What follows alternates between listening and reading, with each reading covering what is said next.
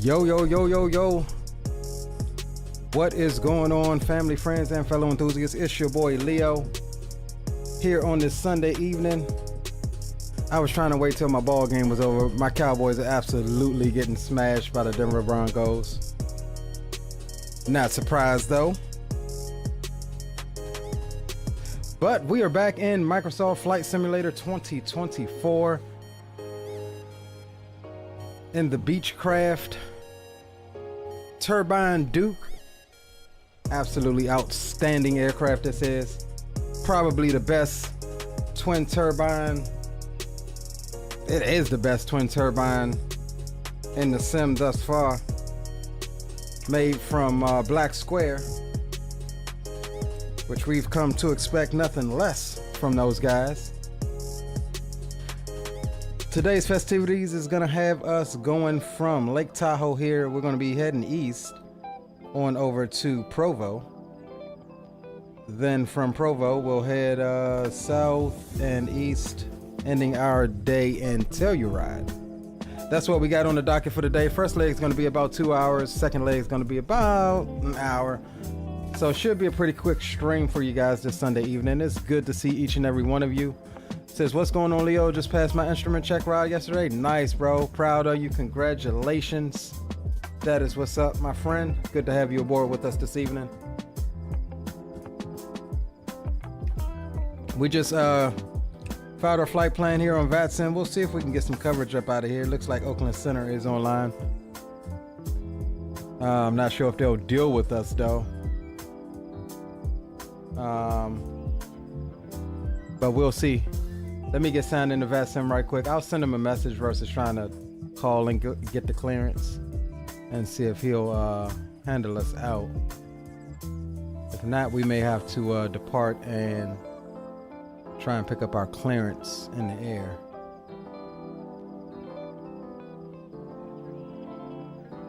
Just get logged into VATSIM right quick.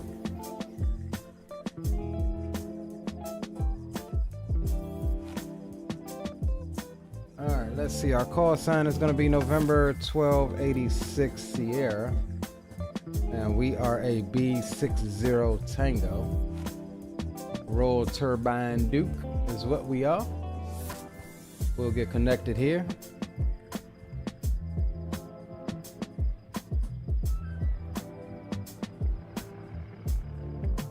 It's not hard, just make sure you know the low IFR chart and all the symbols, know the instruments, the failures, lost communications, etc. Roger that, bro. A lot of people say it's a challenge in the IFR. But I guess that means preparation. You prepare like you do anything else. Should be good. All right, got our flight plan loaded in Navigraph. We'll go ahead and come on screen for you. Hope all's is well with you guys. And let me get my track IR set up here on the correct profile. Man, it was just absolutely nasty here in Lake Tahoe. It was raining. I mean, you couldn't even see over there to that mountain range over there. Look at the rainbow. But you couldn't even see over there. It's actually clearing out now, which is cool. So yeah, I'm happy with that. Let's get the sounds up. Let's go ahead and jump aboard the aircraft here. It's been a minute since we've flown this thing. We did a flight in there yesterday just to kind of re-familiarize ourselves with it. Greenlight's been asking us to fly the Dookie Duke, so that's what we're gonna do. I love this airplane, man. This is actually well done aircraft. It was just recently updated for 2024, so we are natively in 2024 with this aircraft. It's not just a port over, so that's good. Range trying to come back down on us, so we'll get everything removed here. And what I am also going to do is pull up. We'll be loosely following the checklist here if I can find it. It's because I'm on the wrong profile. All right, we're looking for the Turbine Duke. I got a whole bunch of checklists stored on my Google Drive. for different aircraft. So I'm just scrolling through looking for my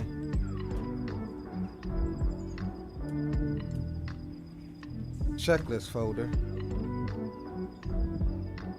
All right, here we go. Turbine Duke. Like I said, we're gonna loosely follow it just for memory's sake. What I am gonna do here before we get power established, let's get the aircraft loaded. We'll be cruising at flight level 270 on over to Provo, taking a block fuel of 1,066 pounds, and it looks like we'll have about 4 passengers for the journey, with a bag and cargo weight of 220 pounds. We'll be paying attention to our takeoff weight, 64.99. We want to get close to that as possible, and so that's how we'll load the aircraft, as close to that as possible, even if that means adjusting the passenger volume and whatnot. All right, so we're looking at the 1,066, I said. Yeah, 1,066 of fuel.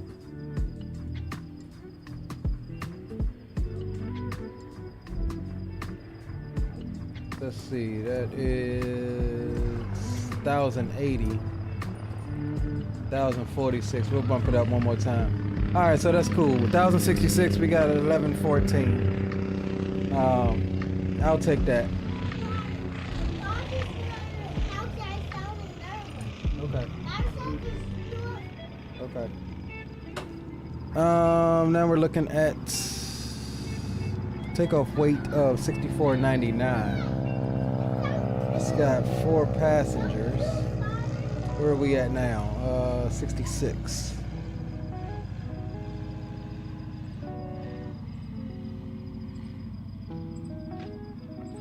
That's got our center of gravity way far forward. Let's see, 64.99. 64.99, that's smack dab on the money. So what we're gonna do is move these guys and remove these guys. I keep scrolling past it.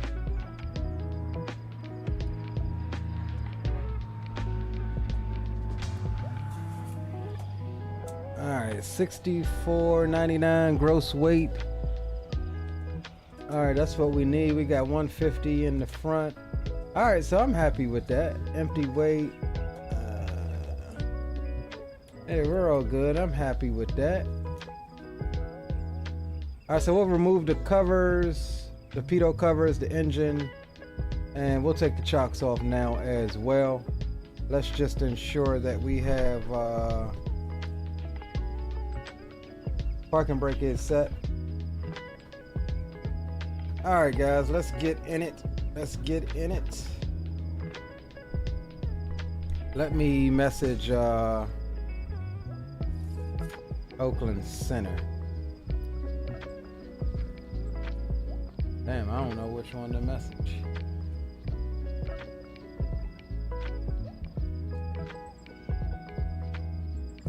Let me see here.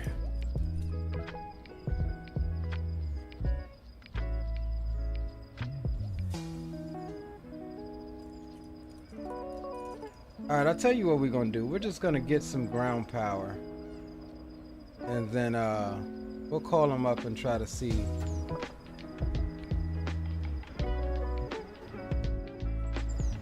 All right, we'll bring the tunes down. We'll call them up and try to see what is what. Hold on, I gotta get my SPAD.next profile going.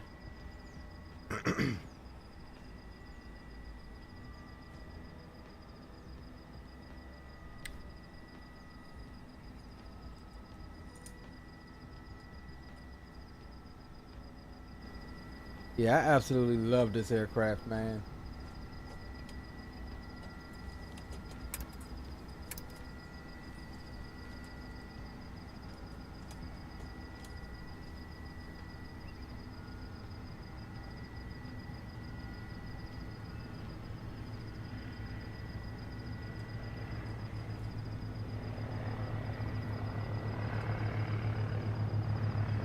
This thing's taking a long time to boot up.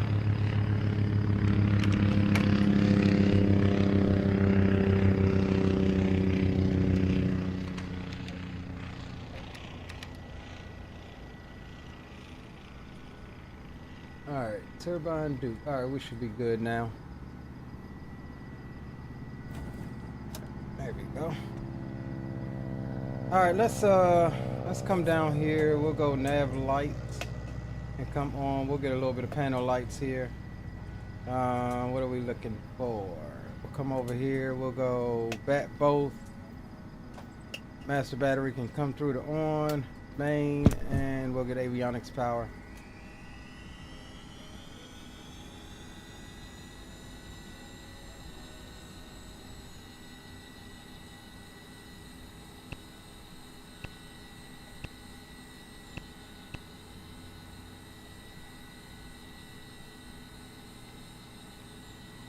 TOS system test okay.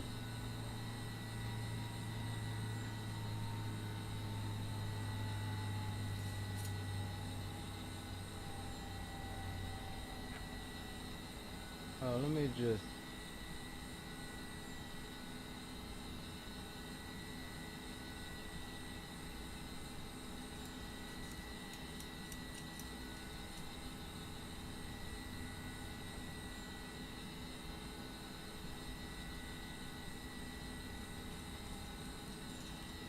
TVL.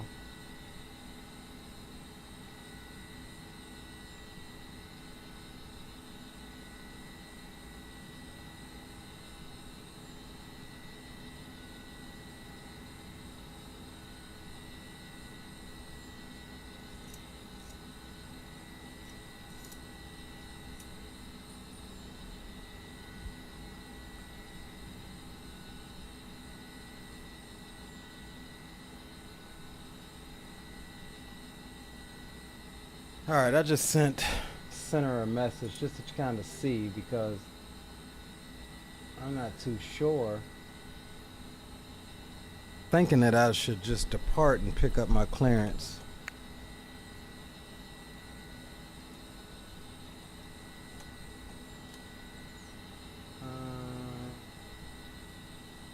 Alright, he did reply. He said, yeah, it's him, but it's gonna be a minute. Do we want to wait? I don't really want to wait.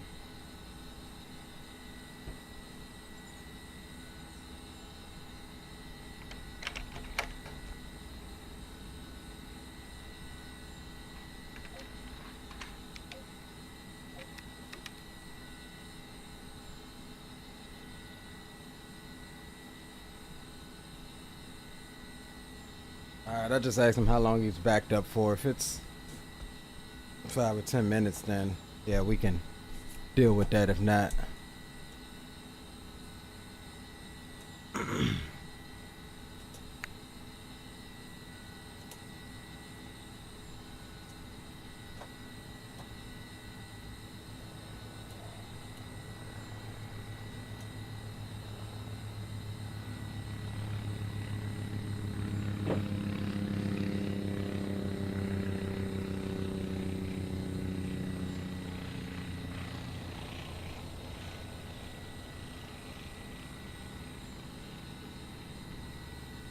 alright, let's do this. Let's get that front hatch closed.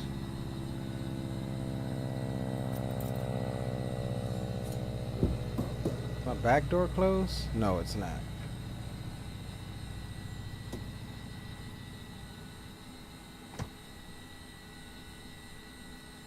Alright, let's get our flight plan in here. I'm gonna uplink it from SimBrief. Yeah, that's what I'm thinking. I think I'm gonna just go ahead and depart, because it's literally just him. I'm not about to stall just to wait on him, because there's no other ATC after him. So if it was fully stacked, then I would, but I'm not that pressed tonight. I want to get this show on the road. Alright, got that downloaded. Let's go flight plan, menu, catalog, menu, imports. We're looking at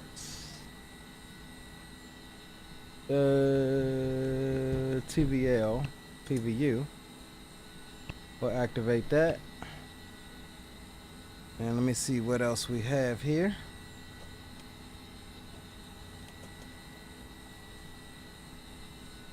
We'll be on the Tater 2 jamming transition. So we'll come here, load procedure, arrival, Tater 2, jamming. We'll load that back into procedure. We're gonna load our approach. Ooh, it's got us coming in on the other side. It's got us coming in on the other side. Oh, wait. ILS-13. There's not even an approach for that, bro. Well, let me see what Provo's looking like. 330.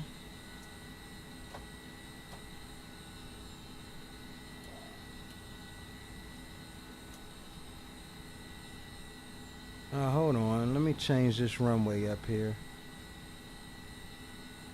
Runway 31.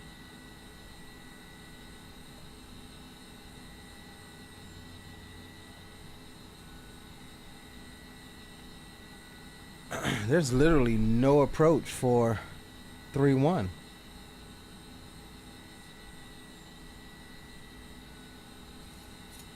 That's hella weird. 3-1, we got 3-6. Let me see, is there anything for 3-6?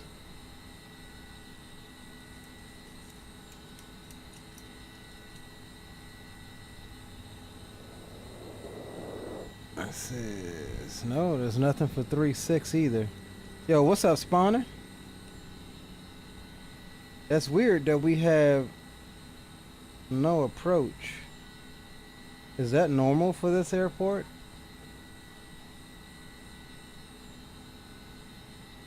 Out of the times that I've come and flown into Provo, it's never, we've always come in on 1-3. So I don't know that they even do approach. Do they even do approaches from the other side? I know it's a hard turnout on departure. So that's my question. It's not showing me any. Yeah, this doesn't even have. Got a visual for 3-1, visual for 3-6. That's probably why. All right, we'll plan up the visual for 3-6. We'll load that up, and we'll leave that like that for the moment.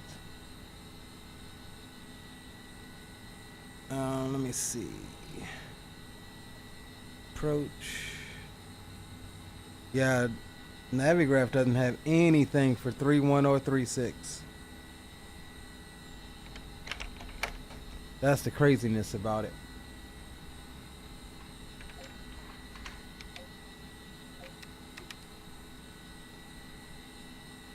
Alright, so we're going to do this. And we're going to run with... let me change my controls over here. Headsets.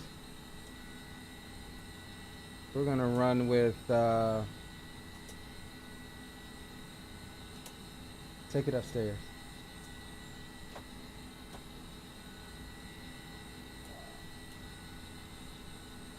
We're gonna just run with say intentions. We'll have coverage then. Alright.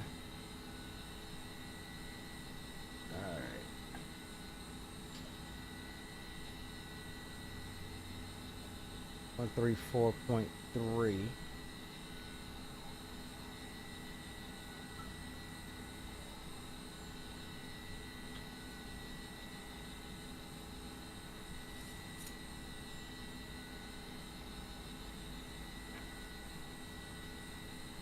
All right, let me get a little piece of paper here. We'll mess around with this.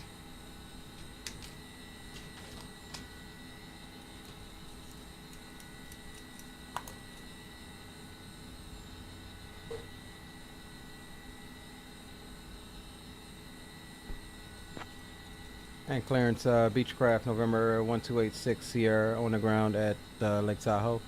Looking to pick up IFR clearance over to Provo.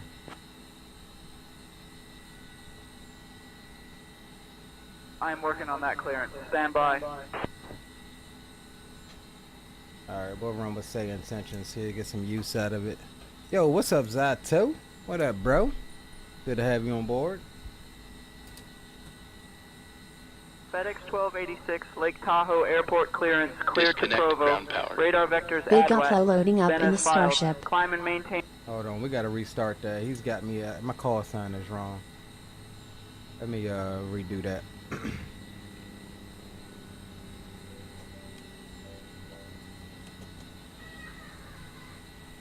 Settings, identity.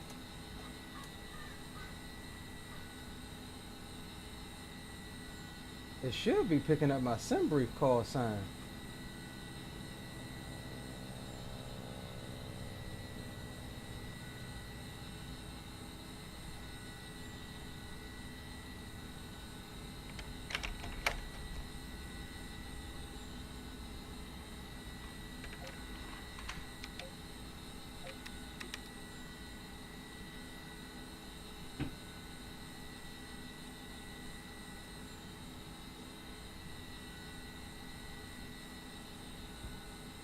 It should be picking up my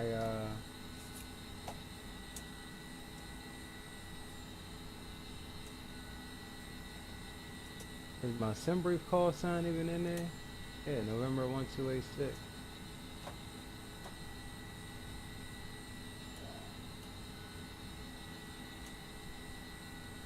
Alright, we'll do this.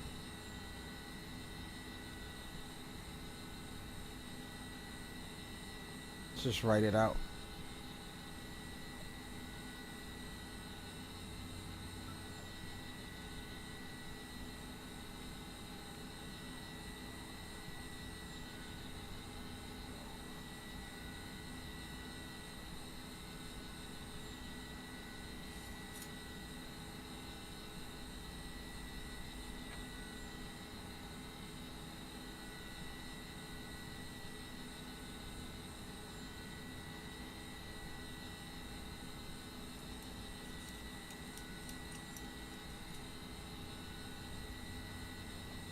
Alright, we'll do it like that.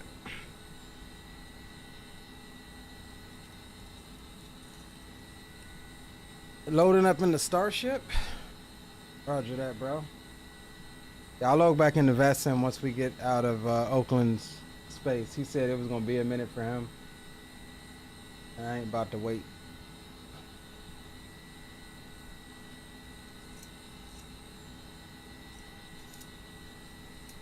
And clearance, good evening, Beechcraft, November 1286 Sierra. IFR clearance over to Provo.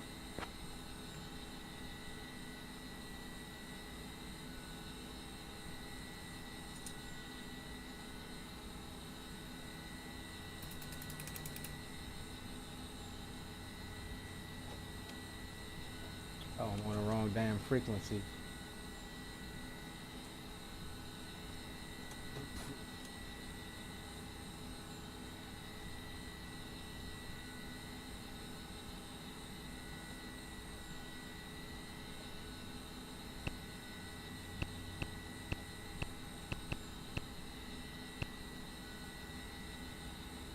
And clearance, good morning, Beechcraft, November 1286 Sierra. Gonna pick up IFR clearance over to Provo. Give me 1 second for that clearance.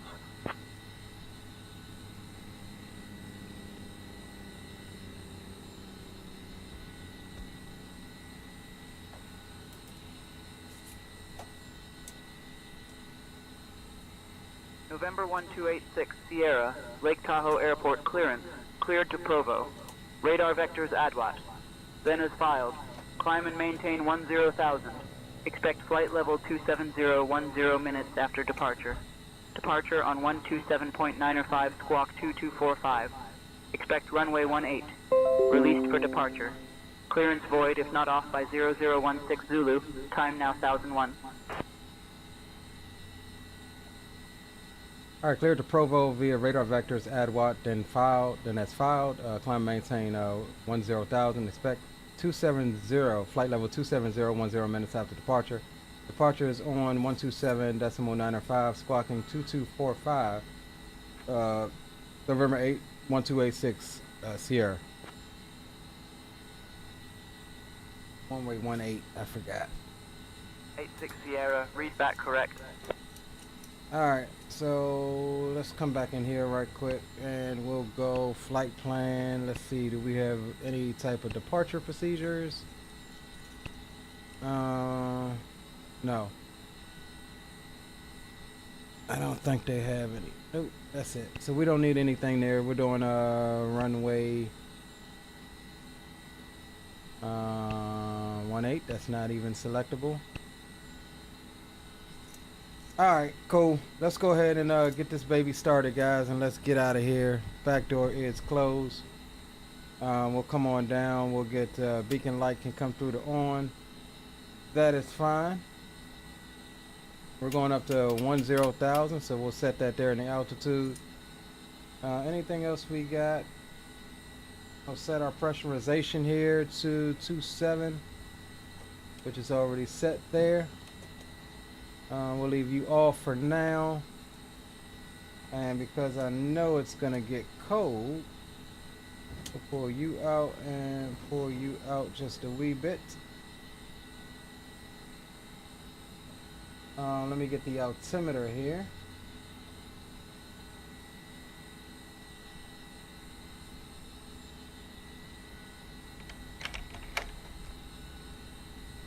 One, 2, 4, 7, 2, 5.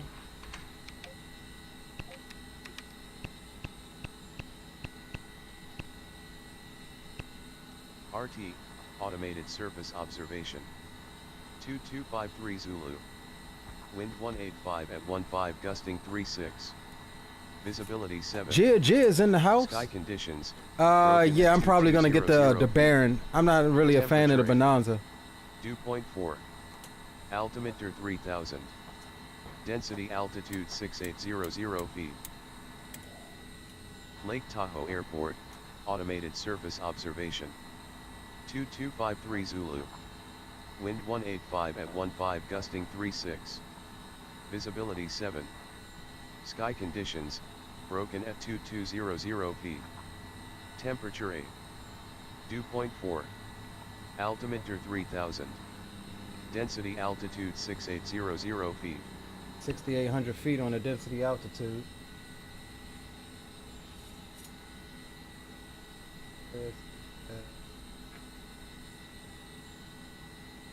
Alright. We are going 12285.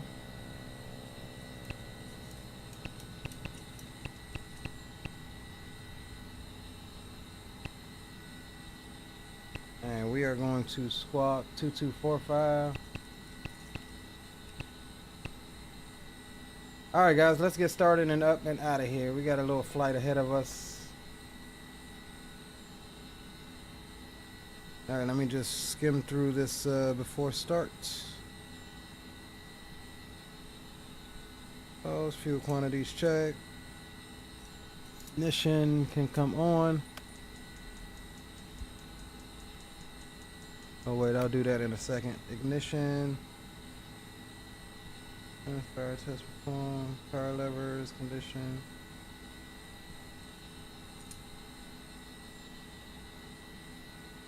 Alright, let's get it. Let's get it. Fuel selectors are on. We'll go ignition.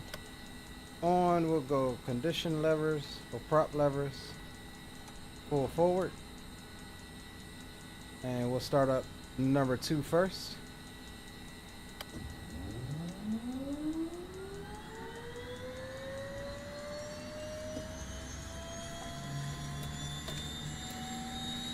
Introduce fuel.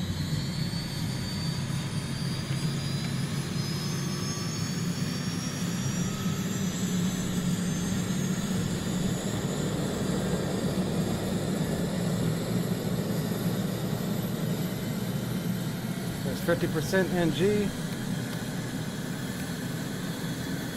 starters off. Gen 1, Gen 2 is on. Ignition is off.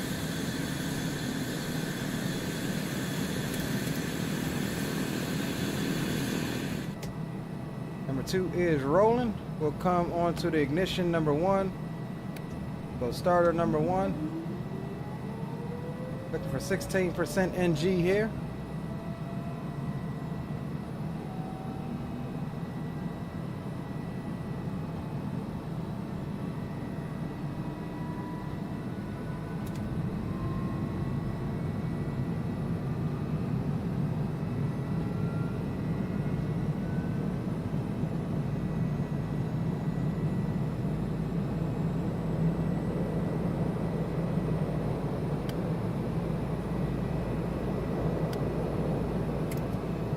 All right, starters off. Gen 1 is on. Ignition is off. ITT is good. NG is good.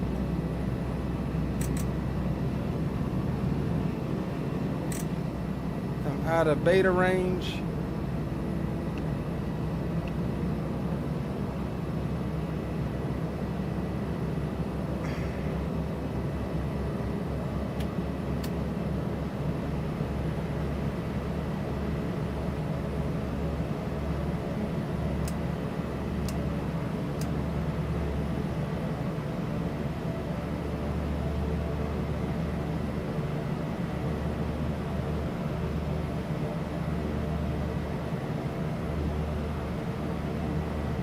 All right, that is all good, guys. We'll go flaps 1.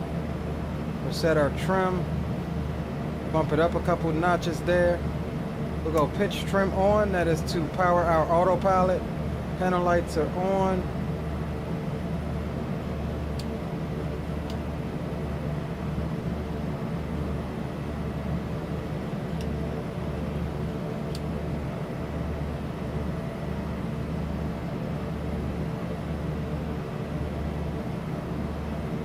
All right, we about ready to go, guys. Let's get departures frequency in there, 12795.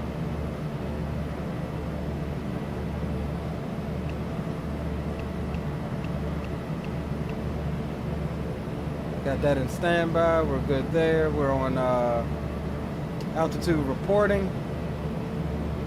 And I think we're pretty much good to go, guys.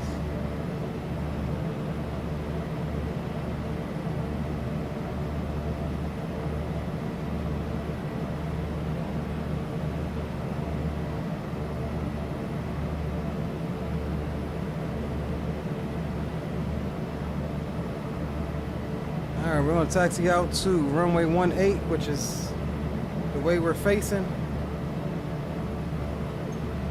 The Golf Alpha down to Kilo. Lake Tahoe traffic, Beechcraft, November 1286 Sierra. We'll be taxiing to runway 18 for departure via taxiway Golf Alpha Kilo. Lake Tahoe traffic.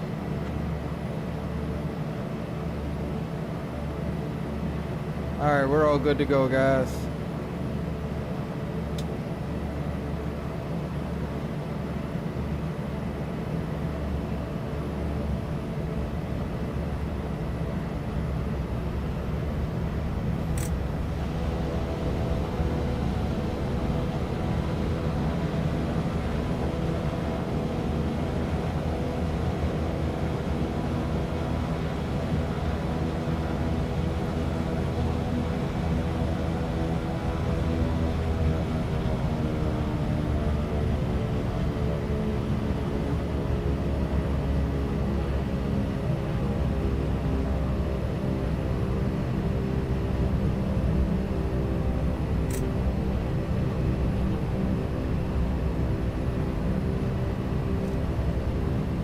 First check, beta check.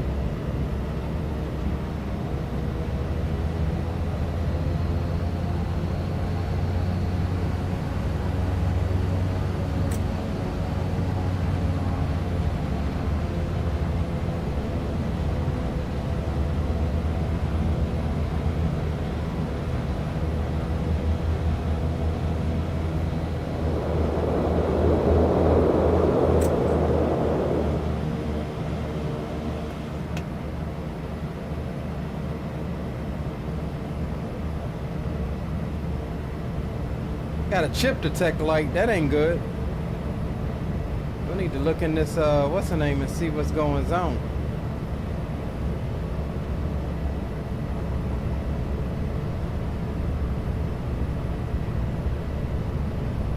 Why is my right engine? My right engine was effed off. I don't know what happened with that.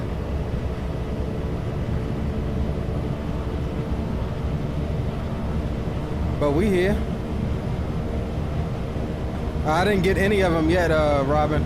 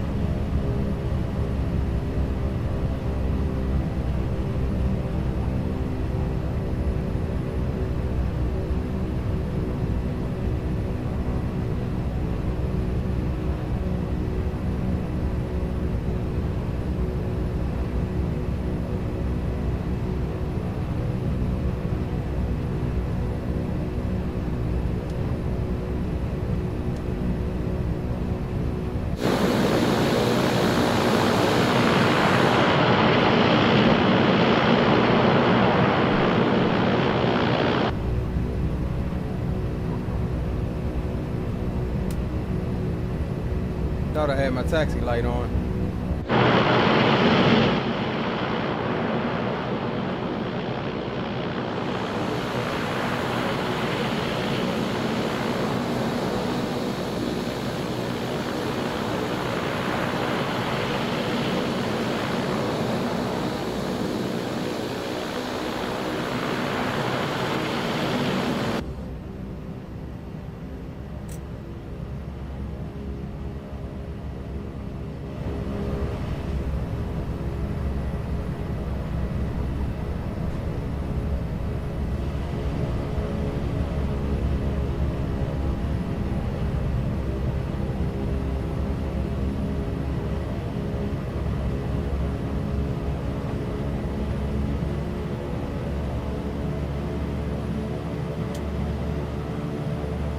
Alright, let's see here. We'll take off oil doors as required. Let's see what our oil temp is. Yeah, we better get those oil doors open. Cool that oil down. Inertia separators are on. Fuel pumps as required. Ignition should be in auto.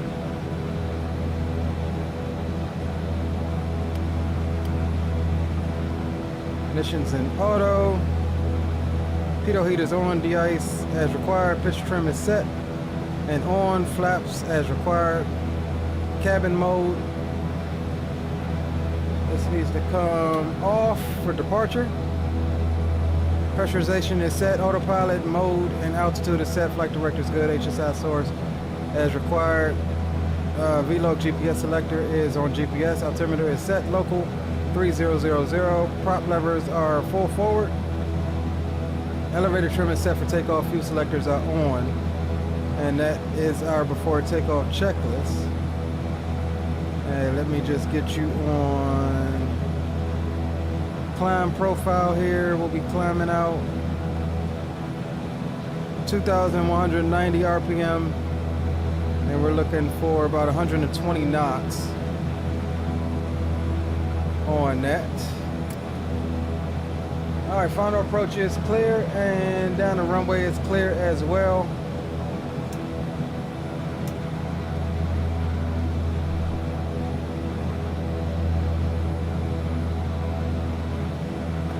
Strobe lights can come on. We'll go recog light as well as wing.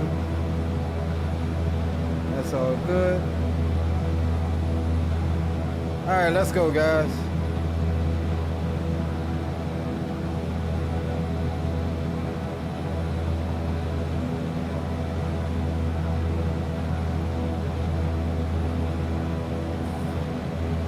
Lake Tahoe traffic, Beechcraft, November 1286 Sierra. We're departing runway 18 for a left crosswind departure to the east, Lake Tahoe.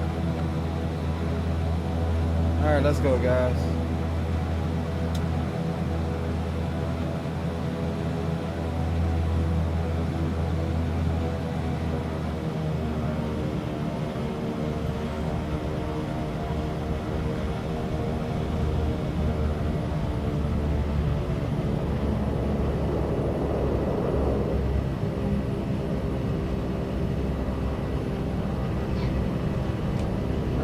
Line her on up.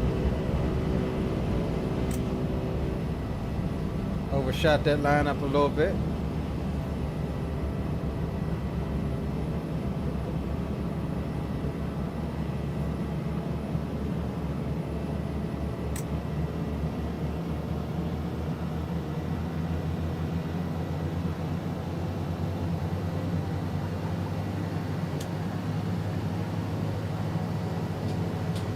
Alright, cabin temp is hot because we got it turned off right now, and we do have air coming in from there, so we'll close that out.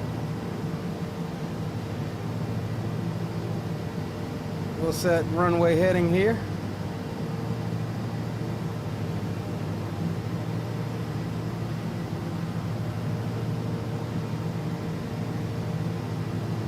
All right, guys, let's get it. Butt kicker is rumbling. We'll hold the brakes, bring the power on up.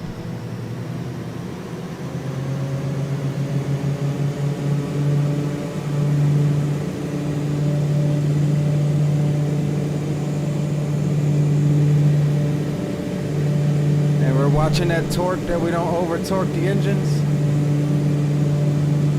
And brakes release.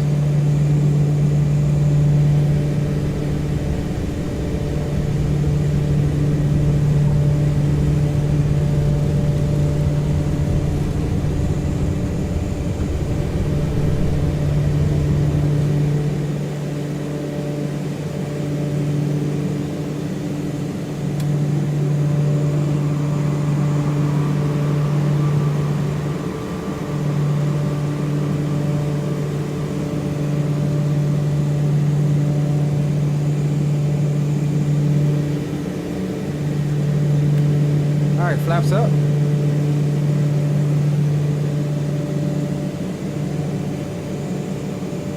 And we'll pitch for 120. We're getting some gusting winds.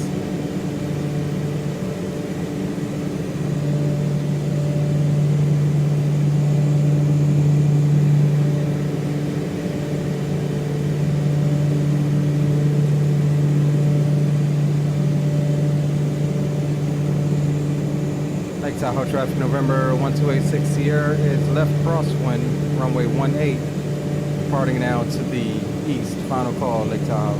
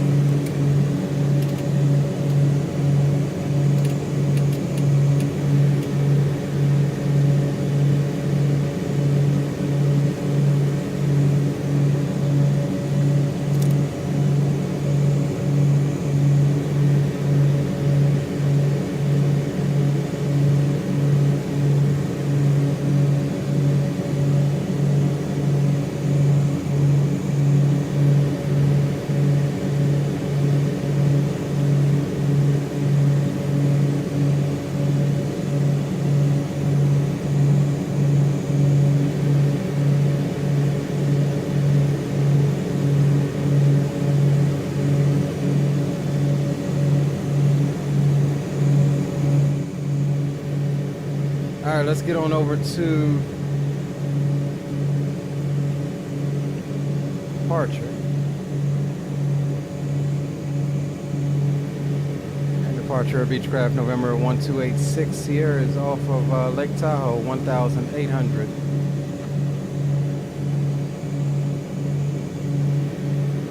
I said 1000. November 1286 Sierra, Oakland Center, radar contact.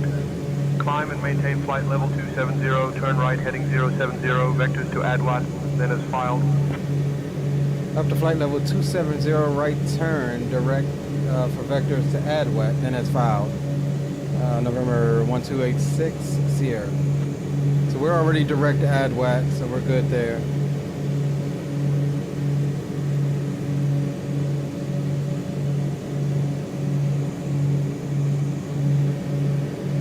86 Sierra, contact Oakland approach on 119.2.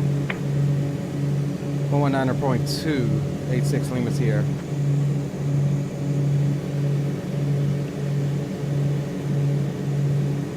Oakland approach, November 86, correction, November 1286 Lima Sierra, or Sierra, is passing 13,800, climbing flight level 270. 86 Sierra, radar contact November 1286 Sierra, climb and maintain flight level 270, vectors to ADWAT, then as filed. Up to flight level 270, vectors to ADWAT, then it's filed. 86 Sierra. Yeah, I'm gonna jump on VATSIM once we get clear of Oakland.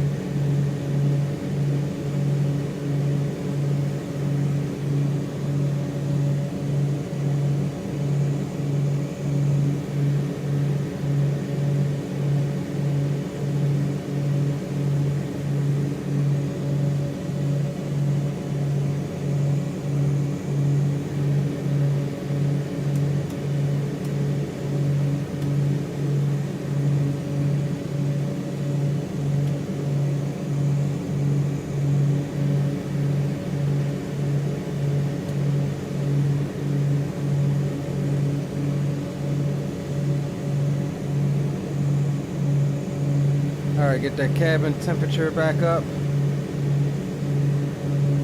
Alright, let me take a look at my after takeoff checklist. Climb profile, sea level up to 20,000 feet. 1200 on the torque. And we're looking for 1200 Departure on the torque at 2190. For 4,000. Skywest 3616, radar I don't know if we can get 1200. 1,000. We're looking for 2190 on the prop. Up to 11, 1,000, Skywest 3616.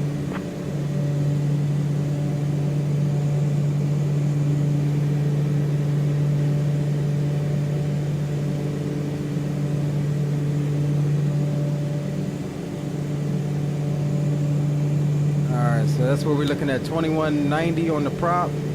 And we wanted 1200 on the torque, but we're torque limited right now, so we can't go anymore.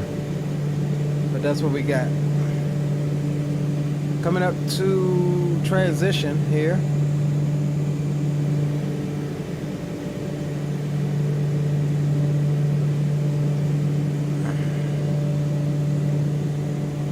Says your right clearance will take long this time. Yeah, he was like, yeah, I'm gonna be a minute. Definitely some nice sounds, Robin. Yo, what's up, Johnny? Welcome to the stream. Oakland Center on 134.3.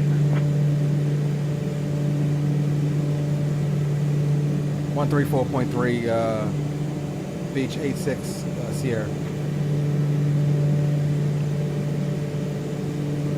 Oakland Center, good evening. Beach 86 Sierra is passing flight level 180, climbing flight level 270. November 1286 Sierra, Oakland Center, good evening.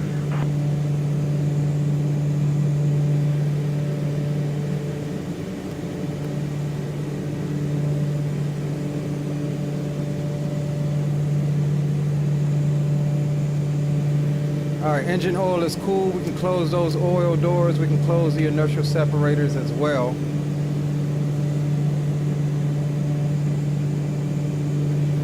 Cabin temperature is a nice 77 degrees.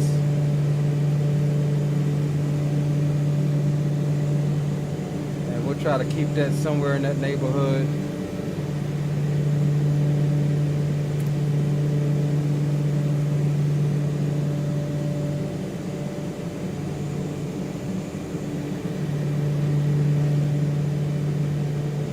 That was a nice departure. It wasn't bad.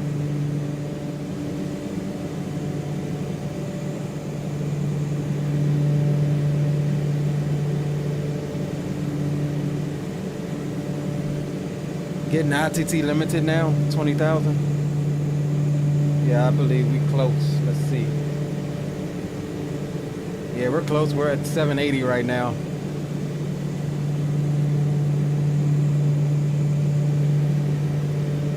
$780 is $783.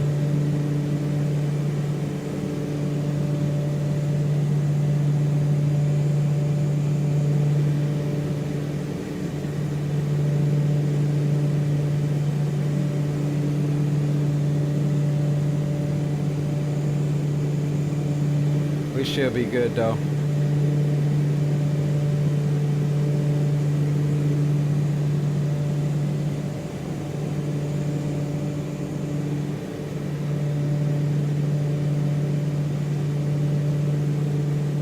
Alright, we'll get some tunes on here in a second. Once we get up to cruise, we'll get some tunes on. Ryan, what's up, my man? Ryan Jones 301. What it do? What it do? Good to have you aboard with us this evening.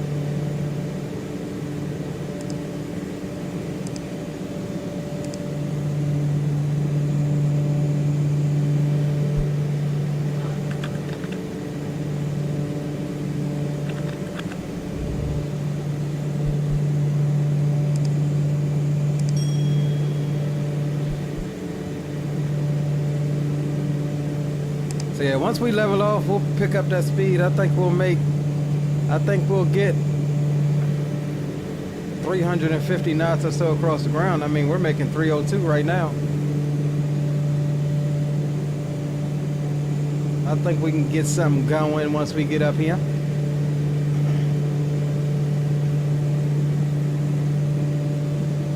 Absolutely love me some turboprops, man.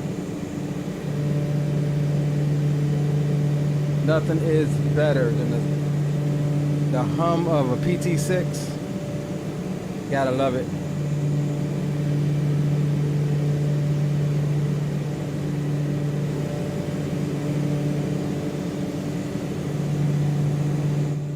This thing's got some excellent external sounds too. And just watch how the sound changes as we rotate. I'm gonna turn it up a little bit.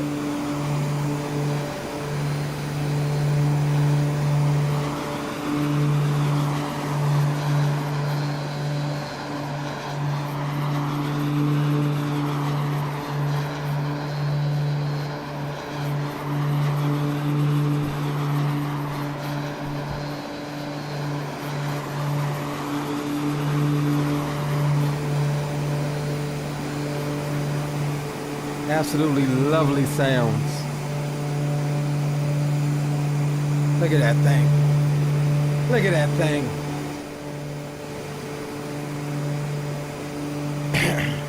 Yo, what's up, Green? Glad you pulled out the Dookie Duke.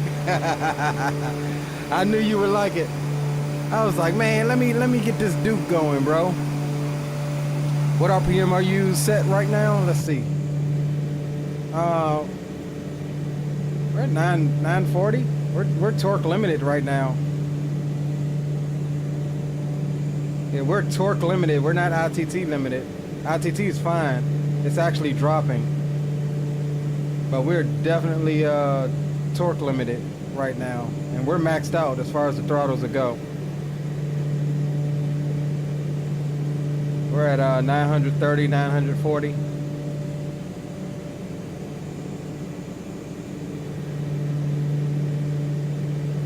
We fixing to level off anyway. There's 1,000 to go.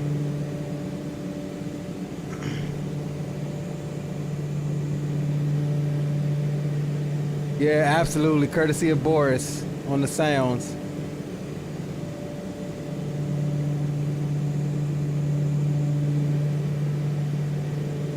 Yeah, I was looking at the Baron, bro. I don't know. That Bonanza looks good too.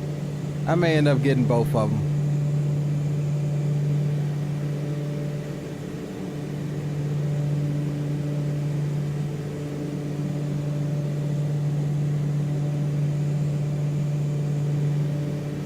I just updated this for 24. I had to go and re-download everything.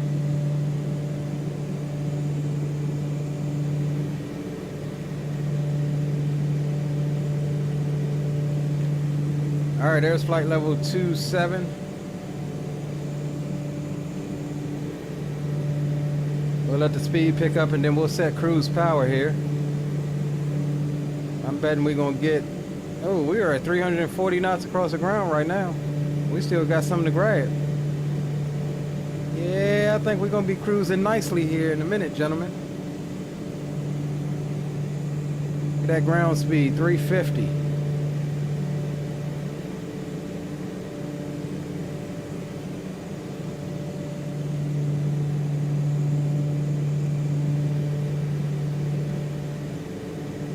Oh yeah, we moving nice.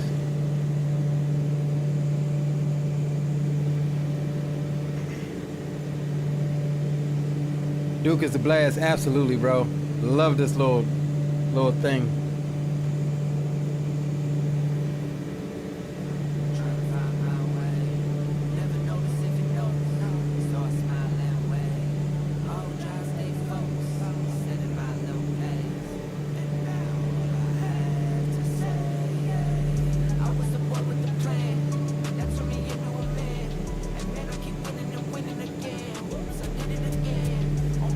Yeah, I got the Starship.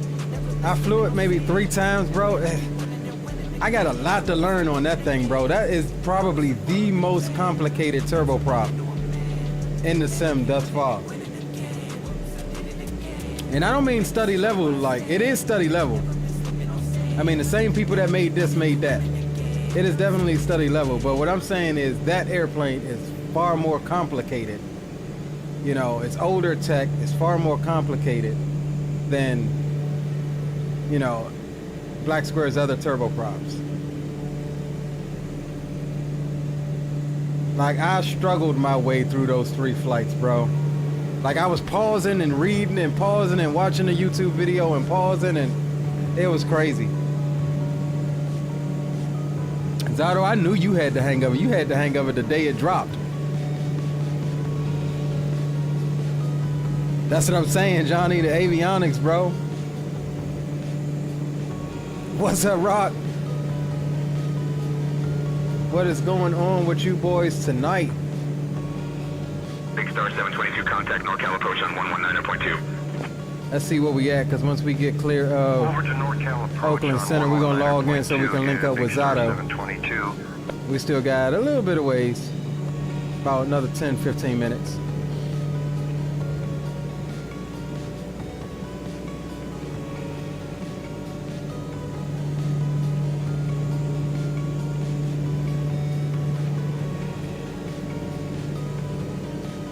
All right, let's, we got 379 knots across the ground. I think that's all we're gonna get. Let's go ahead and take a look at our charts here. So we wanna do a normal cruise. Looking at our charts, we are at 27,000. They got 25 and 28. 910 on the torque. And we're looking for 2,000 RPMs, which should give us roughly between 34 and 40 on the fuel flow. So I'm gonna pull back. We're gonna rock about 900. Oh, let's set power first. 2,000 on the prop.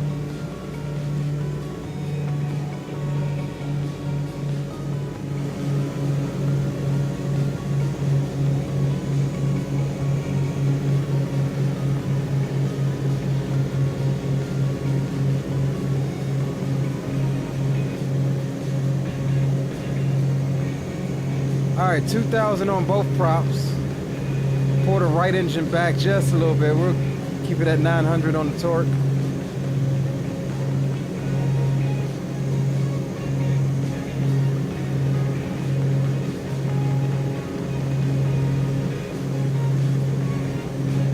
All right, cool. Let's check our fuel flow here.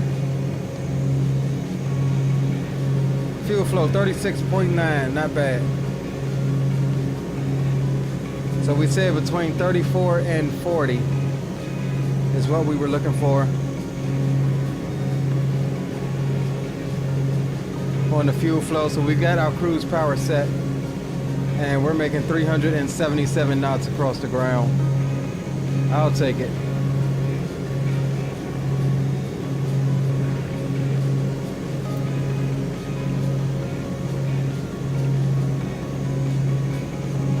$39 minutes till top of drop.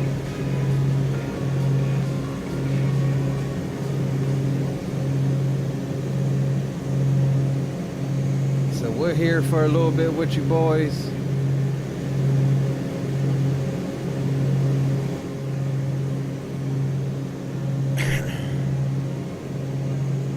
Says your RPMs are much higher than the max RPMs on my Starship. I'm fully limited. 1700. Are you talking about RPMs or torque? Hold on, am I looking at the right thing? Oh, you talking about prop? Okay, I was thinking about torque.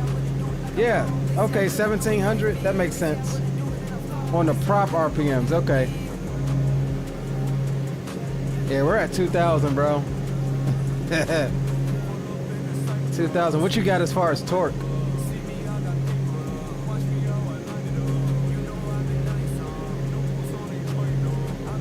What you looking like as far as torque, Zato?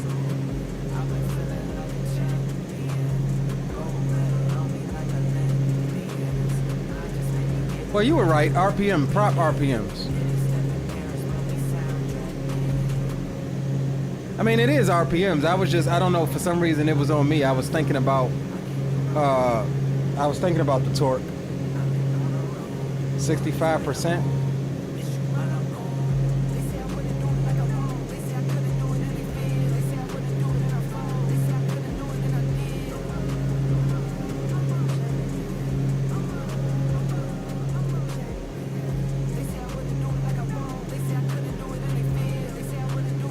%, with the ITT being 820 to 830. Yeah, our ITT is a cool 760s to 760. We're just outside of the yellow band, but we're golden there though.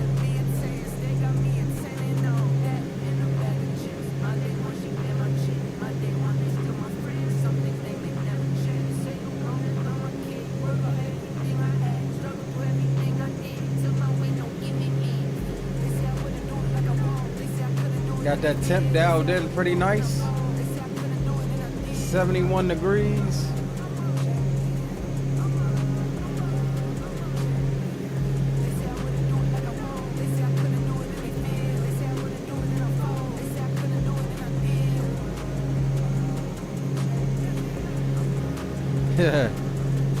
Yeah, that thing runs a little hotter, huh?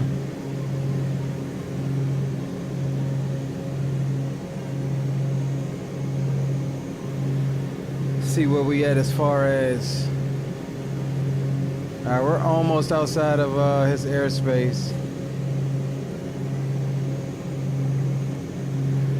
Zato, are you? Oh, I forgot you don't use Volanta. You too good to use Volanta anymore. You're on what is it? Elevatics or whatever it's called.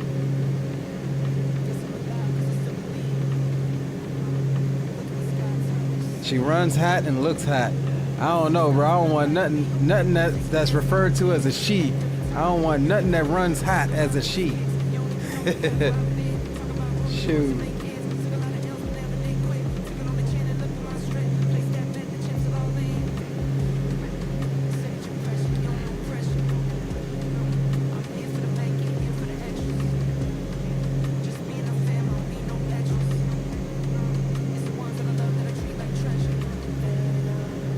Let me launch it. I still got it.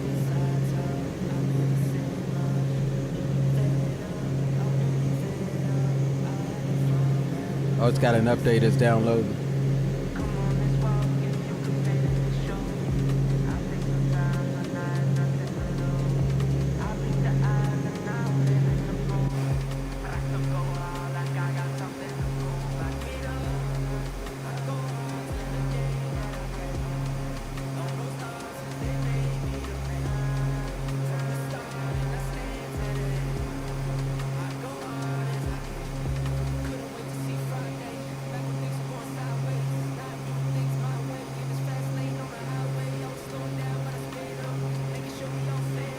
Why is it asking me to?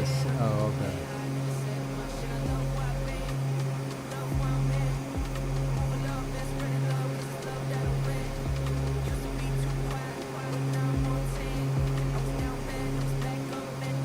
Oh, at least it did picked up my flight.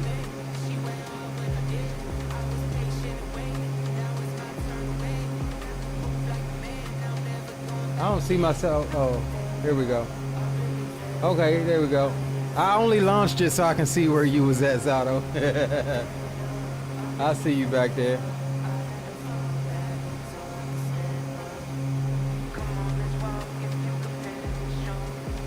Now, how do I show the borders of ATC on elevated, so whatever it's called? Net track, sim breathe.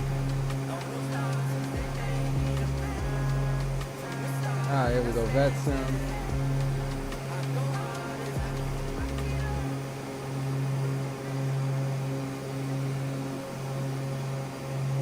It doesn't show the borders of like center, like it does on Volanta.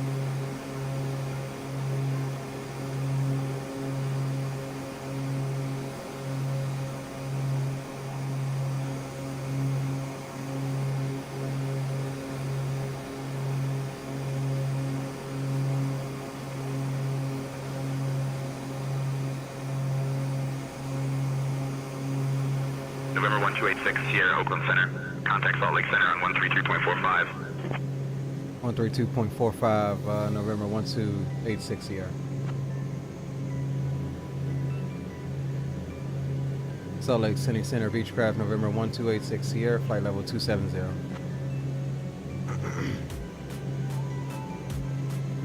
November 1286 Sierra, Salt Lake Center. Good evening.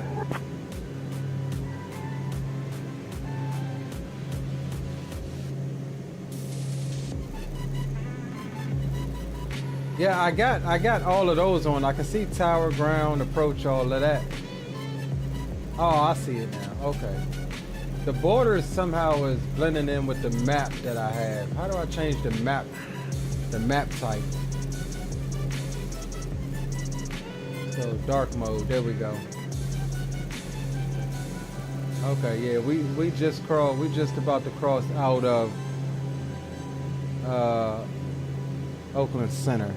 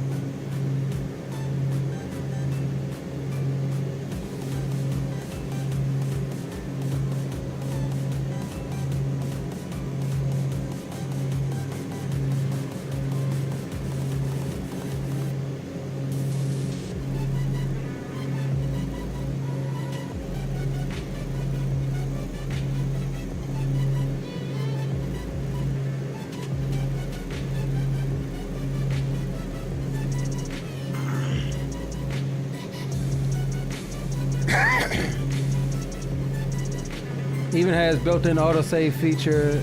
Never used it, but it's a nice addition for a long haul. Now, what is it autosave? Like, just a flight in general?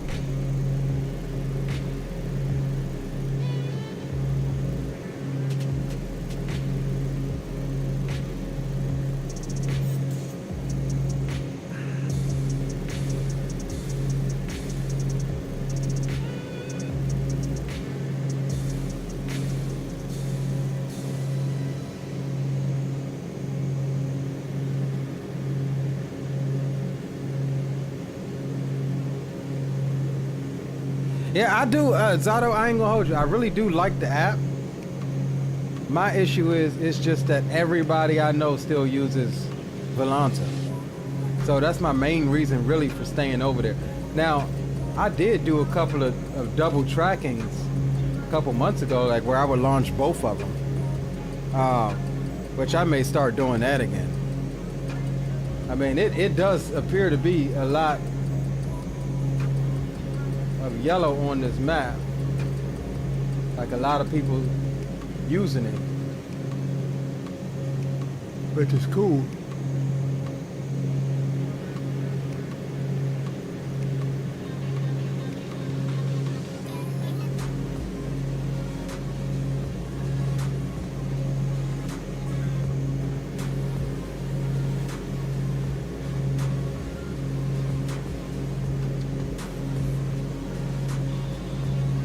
Cruising nicely. 379, 380 knots across the ground. That's crazy for a turboprop.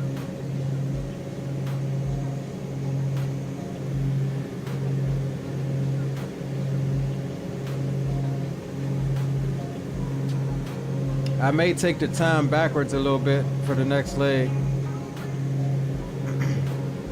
I think it's gonna be getting, I am on real time, it's gonna be getting dark on us.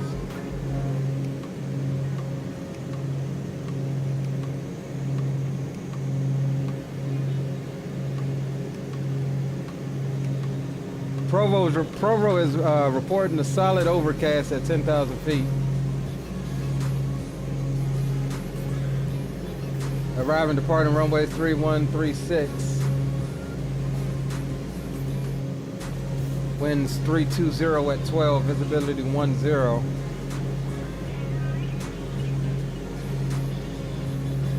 Oh, so you ain't bad, bro. 422 knots, even though you got a lower power setting. It seems as though those engines are a little bit got a different variant, a little bit more powerful than mine.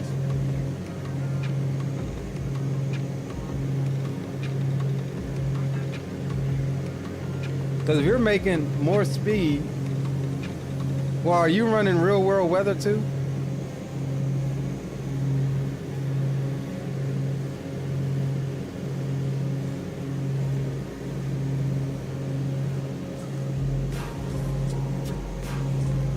"26 minutes till top of drop."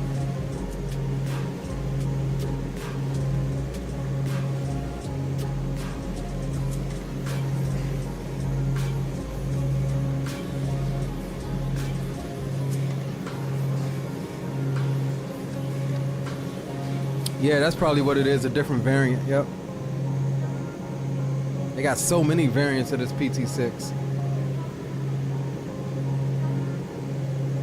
And they all, every last one of them sound sexy too.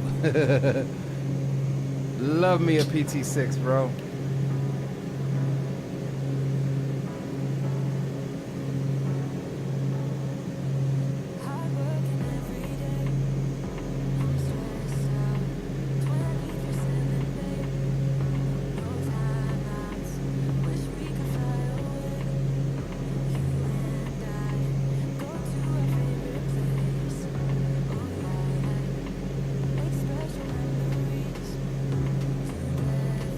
Duke uses the PT6A-21.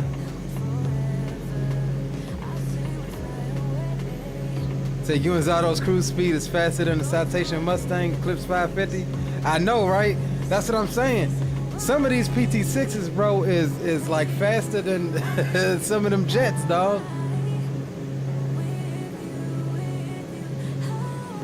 Starship has a sleeker profile as well. That's where the extra speed's coming from. Yeah, that makes sense.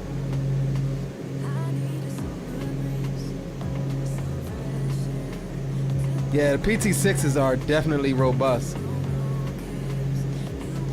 But they also, you got to take care of them, man. Like earlier when we was about to take off, I had a chip light come on. I have no idea what I did to get a chip light, but I know a chip light ain't good. So we went ahead and repaired that right engine. But yeah, you gotta really take care of your turboprops. but they are definitely they're basically a mini little jet engine, an inside-out jet engine.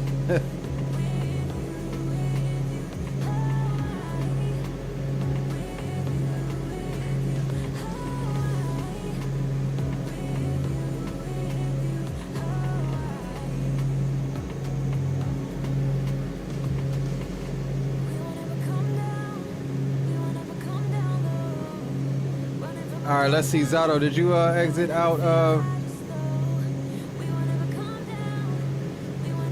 Yeah, I think so. All right, let's do this. I am going to come here and go. Boom, boom.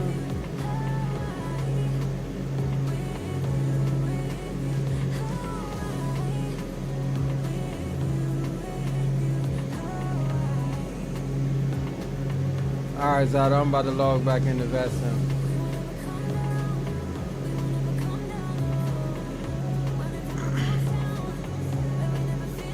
Yeah, I got the P180. We got to bring that one back too. I just updated that one as well. I love that one too. It's another little unique aircraft here. Zato, what freak you want to go on? Let's go on Boom Boom.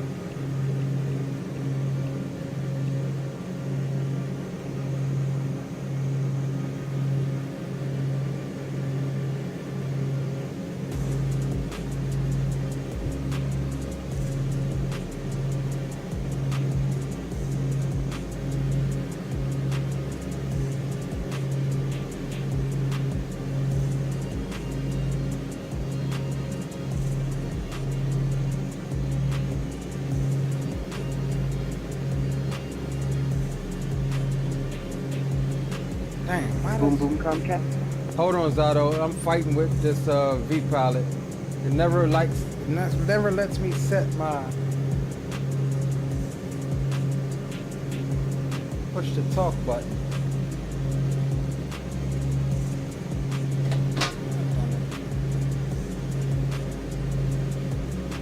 All right, I got you. 5x5. Help me. Yes, sir.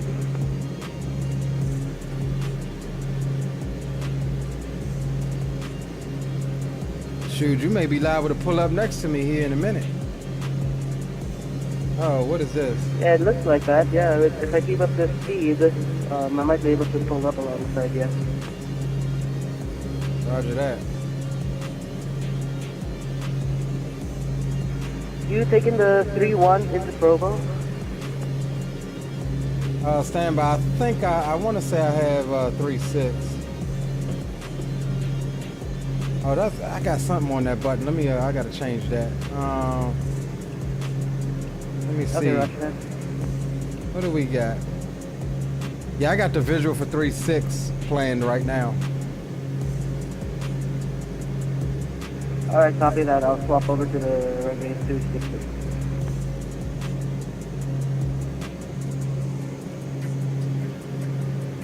Let me see what I got on this button here.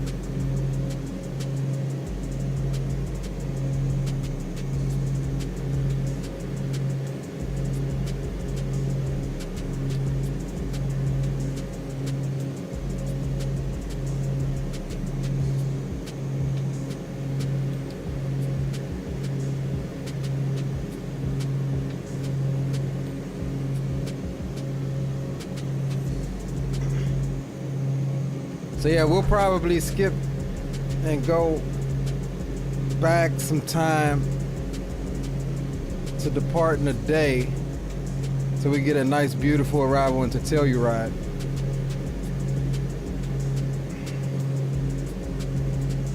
Believe it or not, contrary to popular belief, I've never flown into Telluride. This would be my first time flying into Telluride. I flew out of there the other day, just retesting and relearning this aircraft. but I haven't flown in there at all.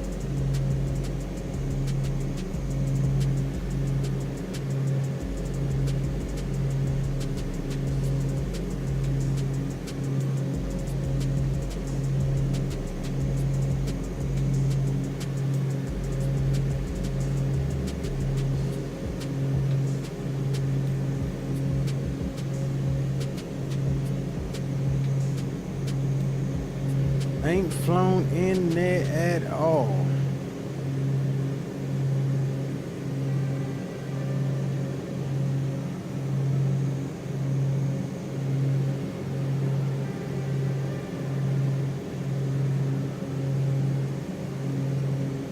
Zato's aircraft icon on Volanta actually looks like a starship. That's pretty dope. Telluride is a tricky one, landing both Citation 3 and the Learjet in there, but a beautiful approach with the mountains. Regardless, yeah.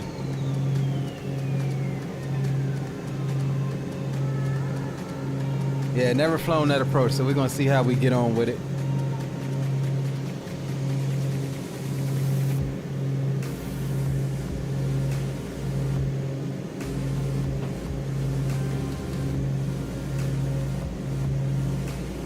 We gonna see how we gets on with it.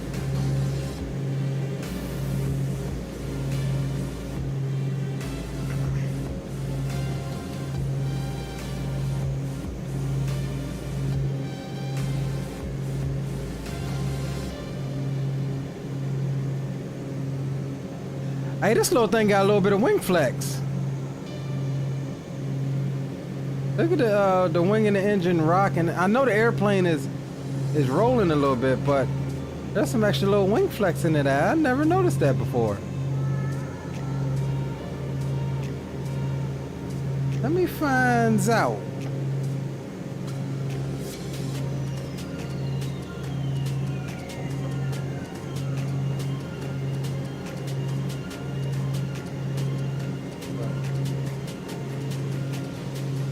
First. Yeah, wow. Nope, just first.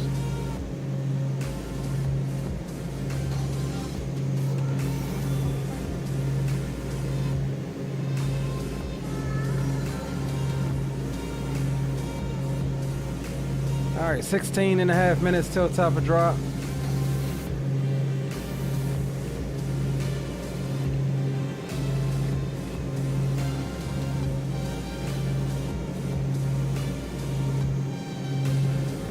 Got an hour and 40-minute endurance at the current fuel level.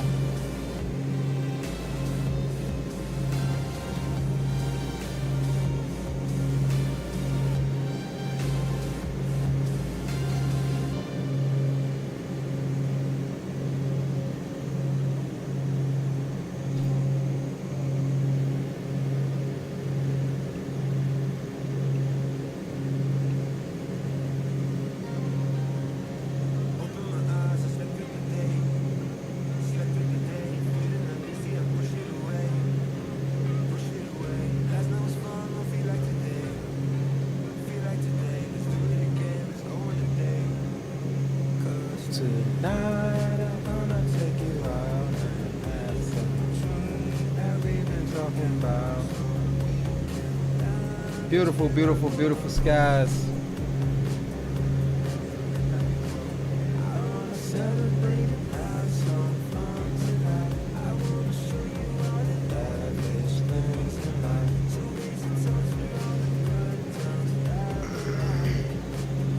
It'll be like the movies, be like the movies.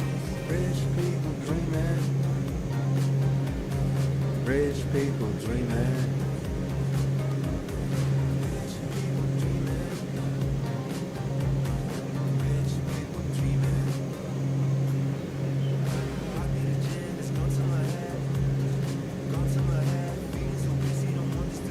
All right, let's check on that oil temperature.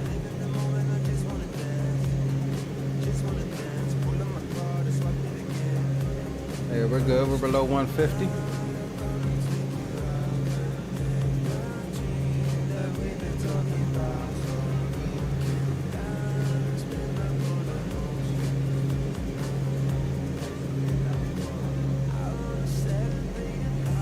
Here you go, Geo, bro.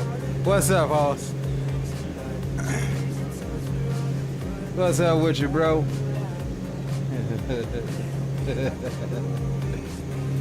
You know, normal people come in and be like, hey, big up, Leo. They don't come in talking trash.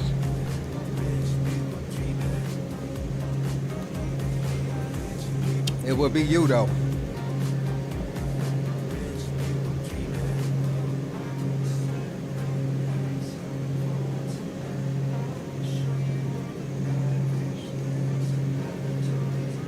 It would be you, bro.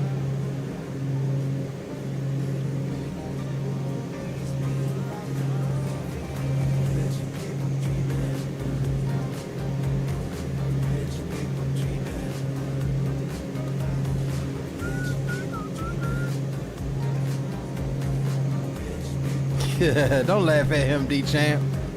Don't laugh at him, man.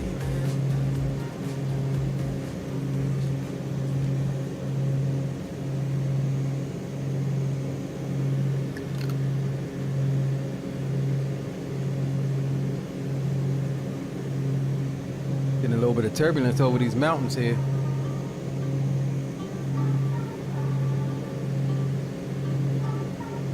Amazon gig, driving their box truck, delivering to the post office. Hey, bro, I told you. Hey, are you spoiled yet by the post office?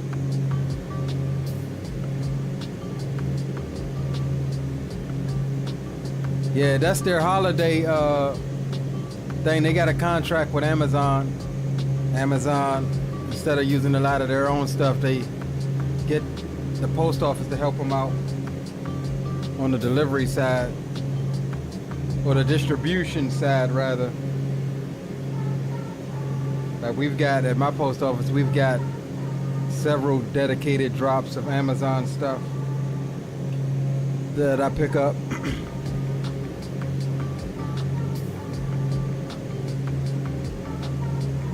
Keep the day job being a pretend pilot while a part-time race car driver. That's what's up, bro. 1 a.m.? Yeah. I hate those overnight joints, man. Even though, I mean, it's alright when you ain't got to deal with the traffic, but I don't know, dog. I've been enjoying the afternoon shift. Could sleep in a little bit, get up, go to work, come home, can still stream if I want.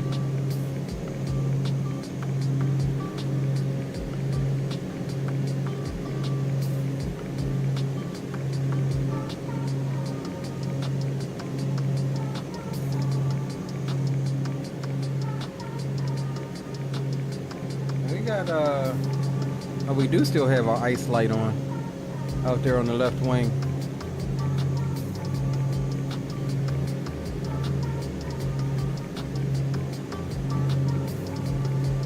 Oh man, that's absolutely gorgeous. This thing does have some of the best night lighting too. Like the gauges, oh man. So I'm not too really not really salty about it getting dark on us. I was gonna start this early morning departure and depart out of Lake Tahoe early morning where we were going into a sunrise, but I forgot low key and realized it would be getting dark on us by the time we get down here.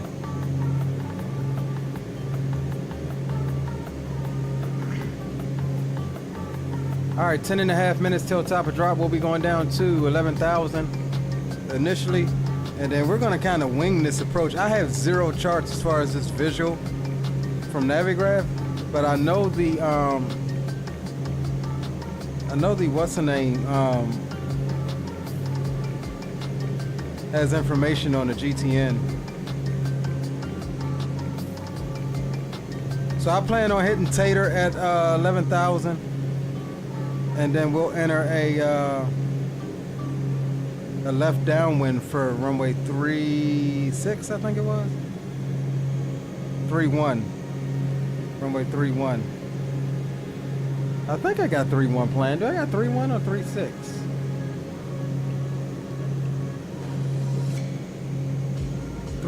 Which one is that? Okay, that's this runway.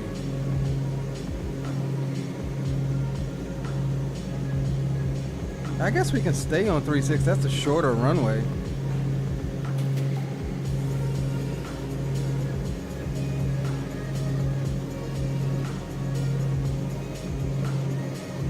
I think I'm gonna swap it to 3-1. Yeah, because when we make that turn, that'll be a perfect downwind there.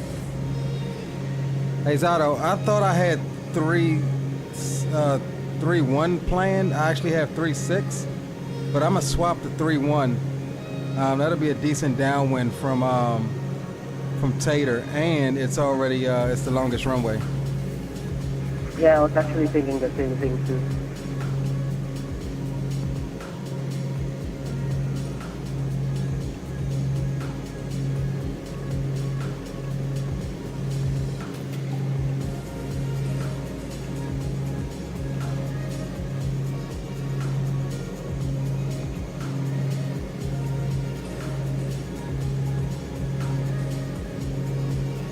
So V3 nautical miles, 5,500 feet.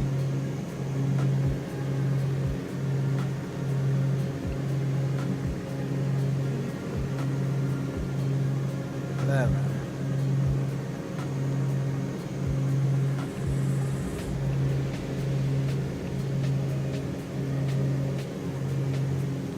All right, there's top of drop right out there in front of us. It's 8 minutes.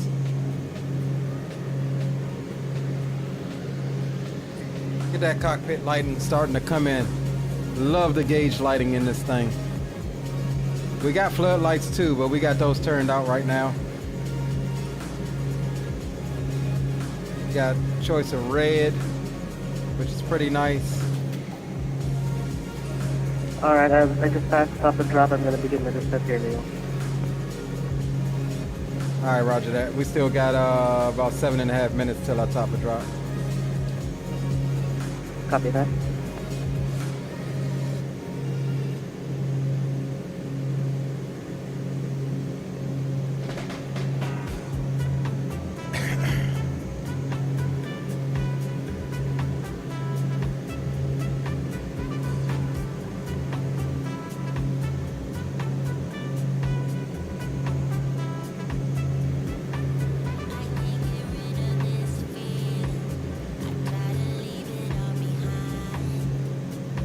I'm getting 2988 for Provo's altimeter. Alright, thanks for the answer.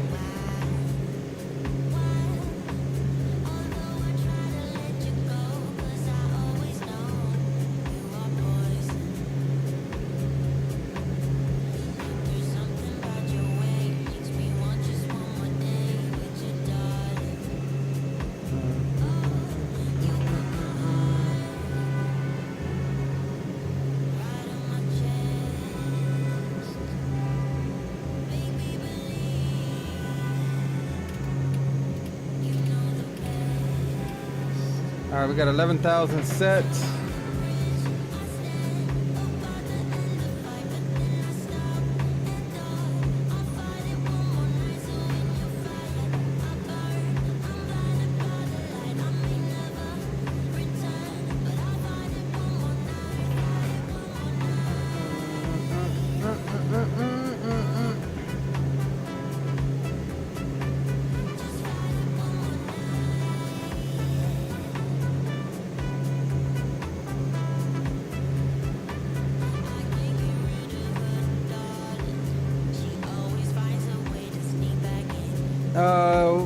What's this?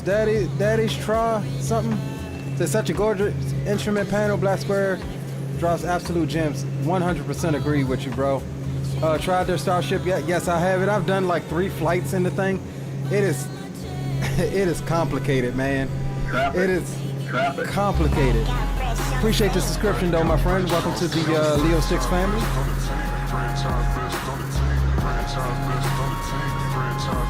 I was telling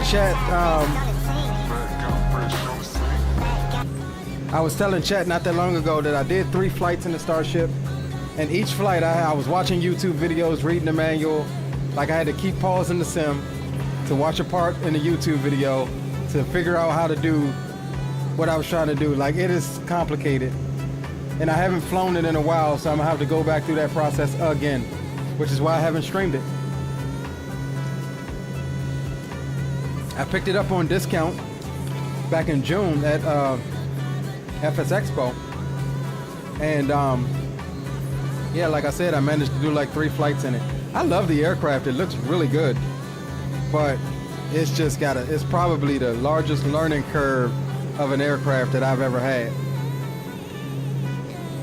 in my opinion.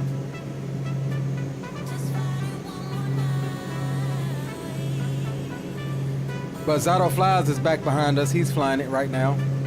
Hopefully Microsoft or VATSIM model matches us. That way we can see him as is. Something that we didn't check out.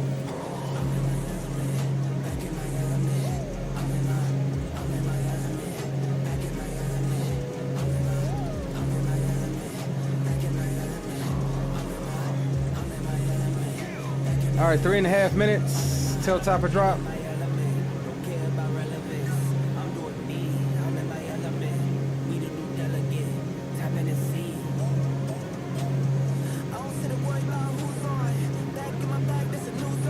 Zato says, love it, fly once in a while. Fantastic, quirky, but fantastic. Yeah.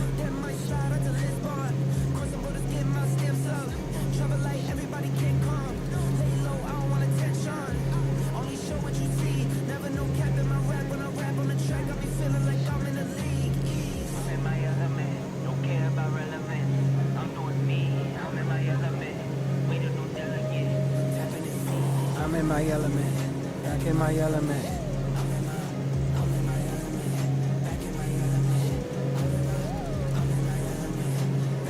Learning the Starship is a journey. Feels like DCS world levels of detail and mark. Yes, yes. I will admit to that. DCS is another one where it takes some time to learn the module. Which I've been really wanting to get back into DCS after a huge break, but that's the one single thing that's holding me back. It's like, there's one plane that I'm comfortable enough with, and that's the F-18. But everything else is, I gotta go relearn it. So we'll be back into DCS soon enough. Before Christmas, I can guarantee you that. We got some new maps to pick up over there, some new modules.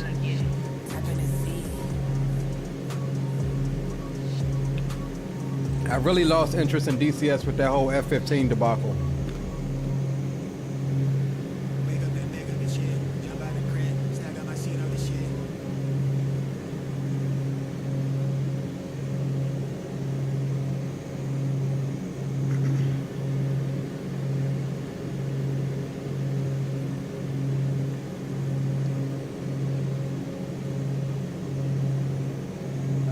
Looking like a minute.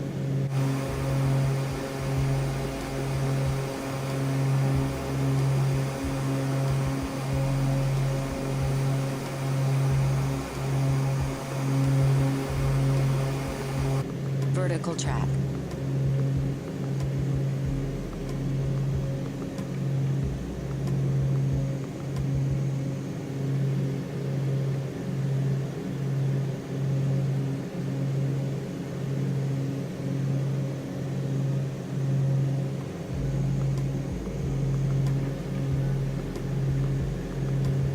Zato is definitely closing.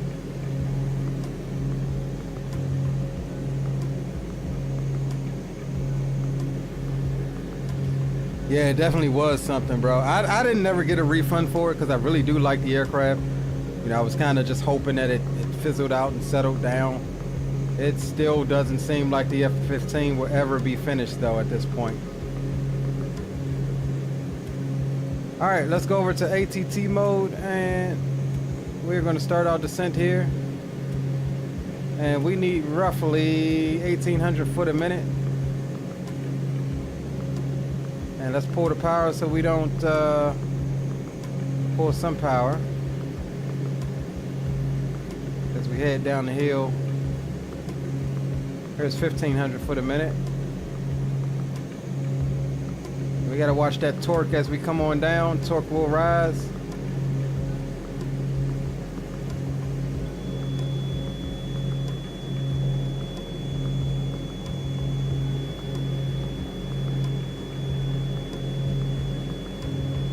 I don't know what that sound is.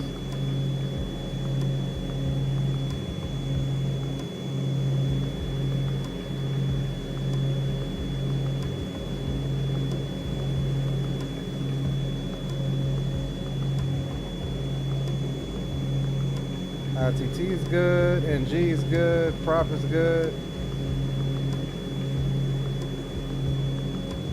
Over speed, that's what it is. Yeah, let's pull some power.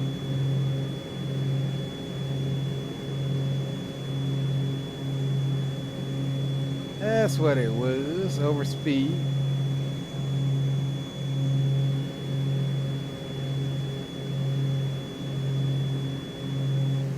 There we go.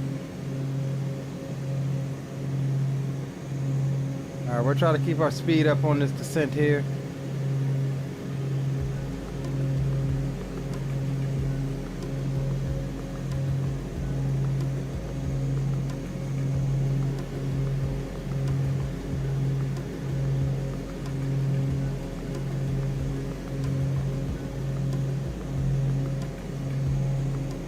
Absolutely lovely panel.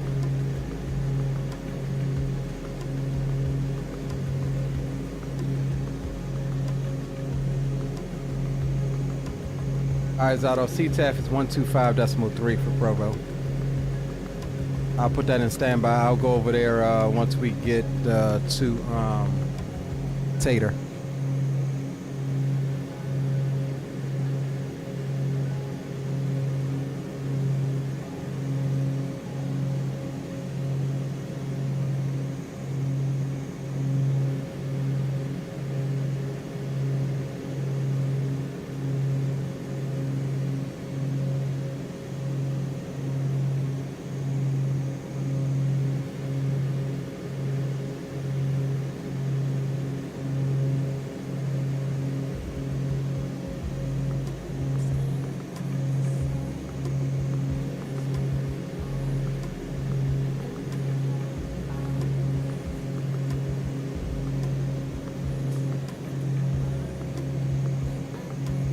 All right, so at Tater we'll be at 11,000. We'll turn right, head towards the airport, enter the left downwind on the 45. And then we'll fly that thing by field. We know that we need, 5,500 at, what was that?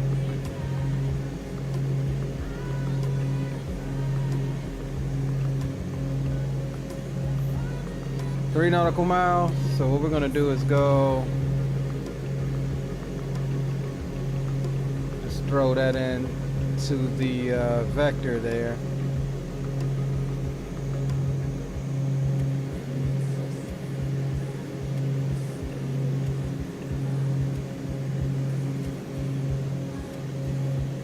All right, coming through flight level 200.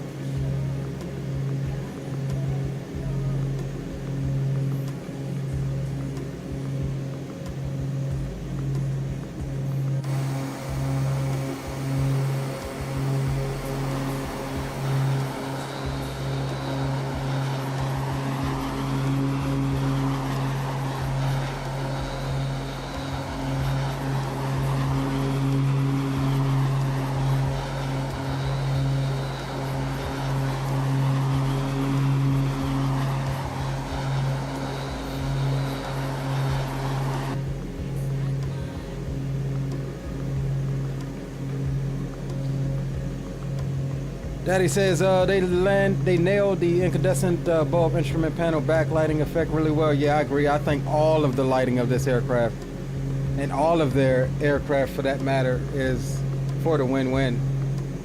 I mean, from externally to internally to panel to cabin, it's all really well done in black square aircraft.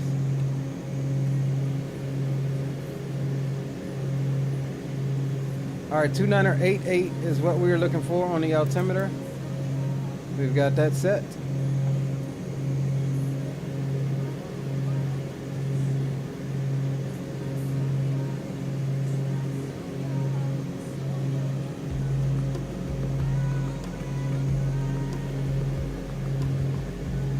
And again, we'll land, but we will advance time. Maybe to an early morning departure where it's kind of dark like this, and as we go it gets daylight. That way we can see what we're doing going into Telluride for the first time.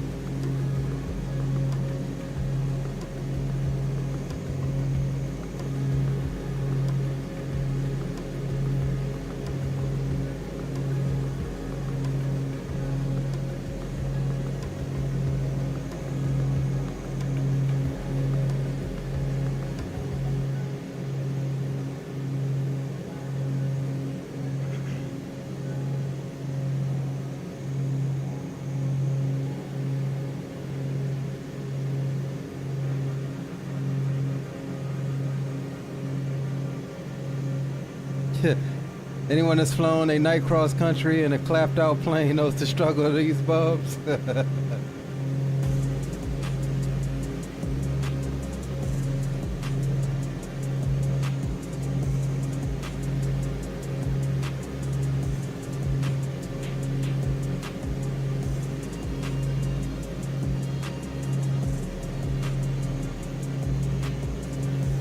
Alright, vertical speed target's about 1,500 foot. We're just over. We'll make sure we level off and not miss it. So we're looking good. We got about 1,500, 1,600 foot a minute on the descent rate.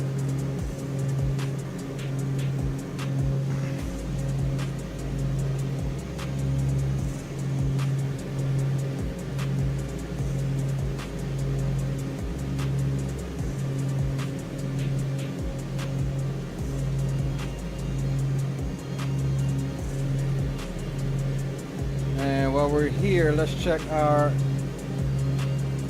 engine oil temp. Still in the green, still good.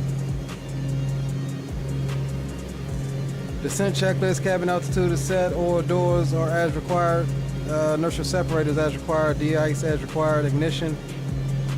We'll get that as we get a little bit closer. That needs to go to auto. Exterior lights, we'll get that at 10,000. Cabin mode temperature as desired, that will need to go off for landing, and fuel pumps as required.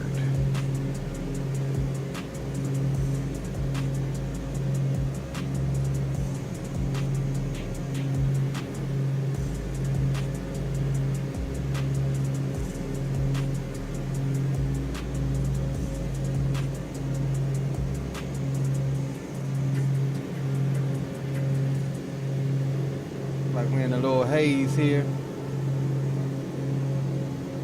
It did call for overcast at 10,000, so not surprising that we don't see much outside.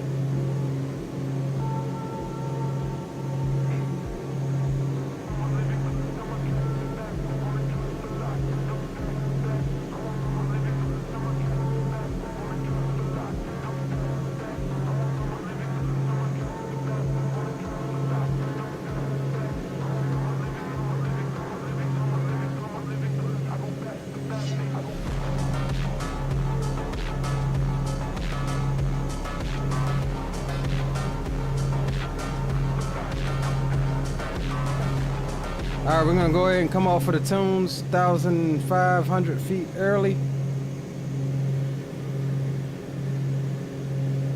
Start paying attention to what we're doing here.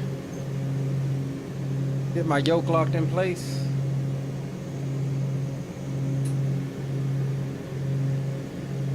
And we are overhead Tater.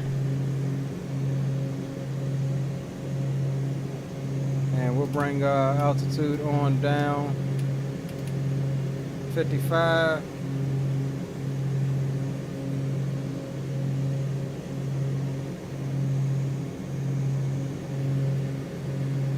All right, Zato, I'm overhead Tater now. I'm going over to CTAC. Copy, I'll swap over there.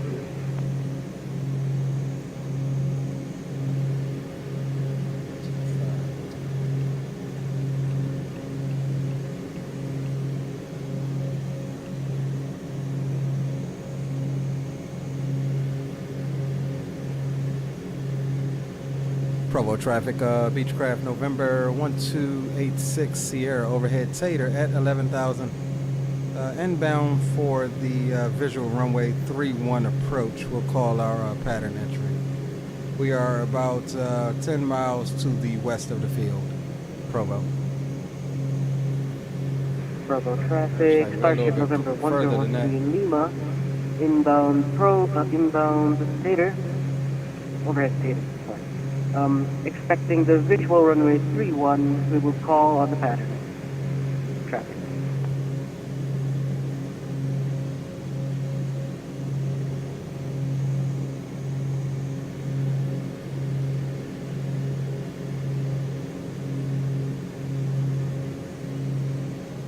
Alright, let's go ahead and turn east towards the field. We'll enter downwind on the forward at 5. Let me see here.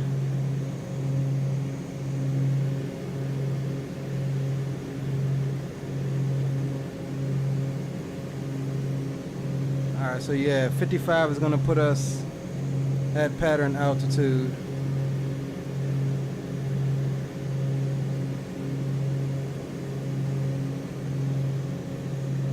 We're a little far out though, so we'll head directly towards the airport here for a second.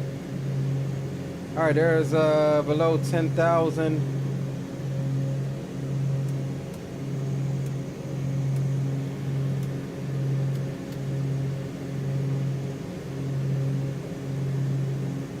We don't need the recog lights. Let's take those back off.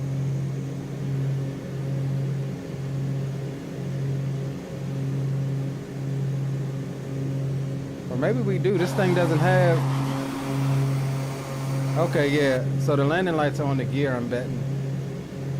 So we'll get those on.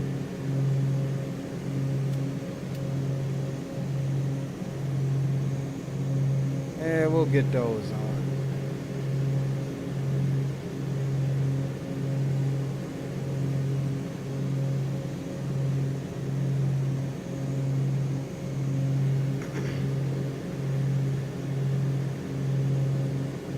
Let's go ahead and pull some power.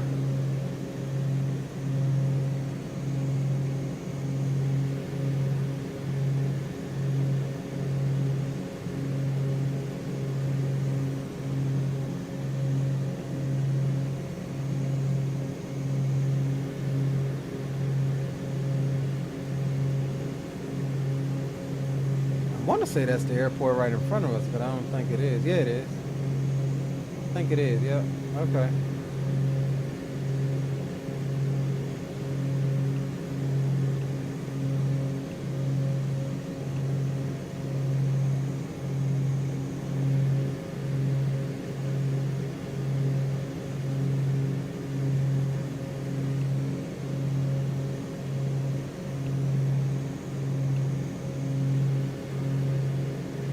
All right, we'll kind of use that to help us guide us in. Keep our speed up here for Zato. Not sure exactly where he's at.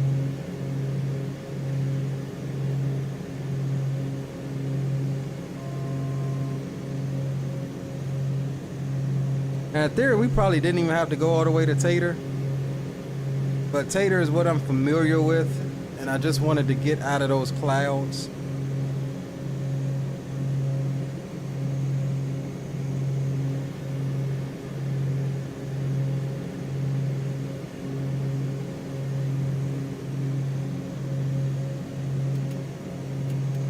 Stop here at 6,000 for now.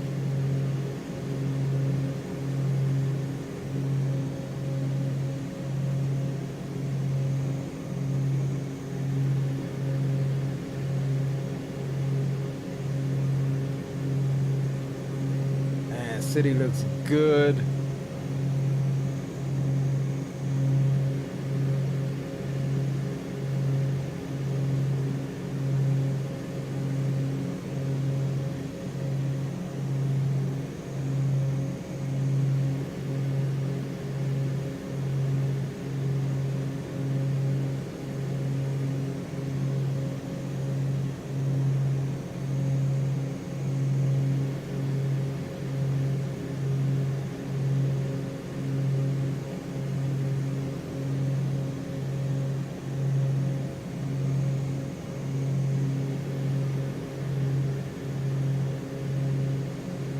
Provo traffic, Beechcraft, November 1286 Sierra is entering the left downwind on the 45 for the visual runway 31 approach, Provo.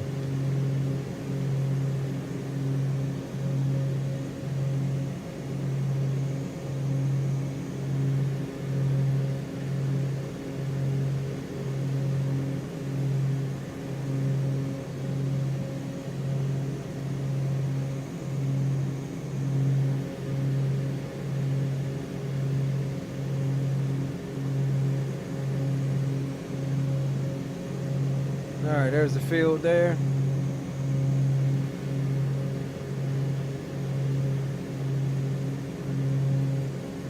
All right, we're inside the white triangle there. That means we can drop the gear. We'll go ahead and get the gear out. I think this is runway 36 here that we're facing. Yeah, there is, yeah, I think that's 36.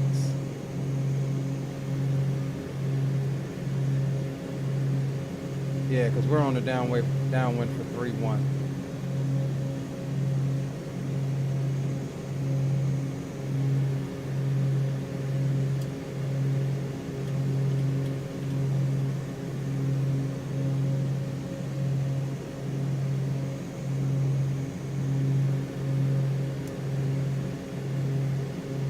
All right, white arc, let's go ahead and drop the first notch of flaps.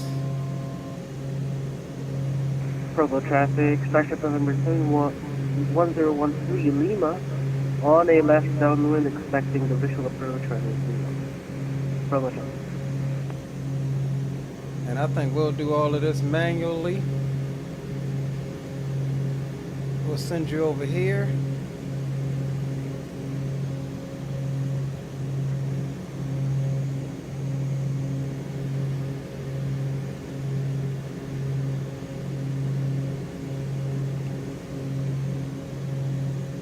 We are 4.5 miles. We'll go out to about 6 miles or so.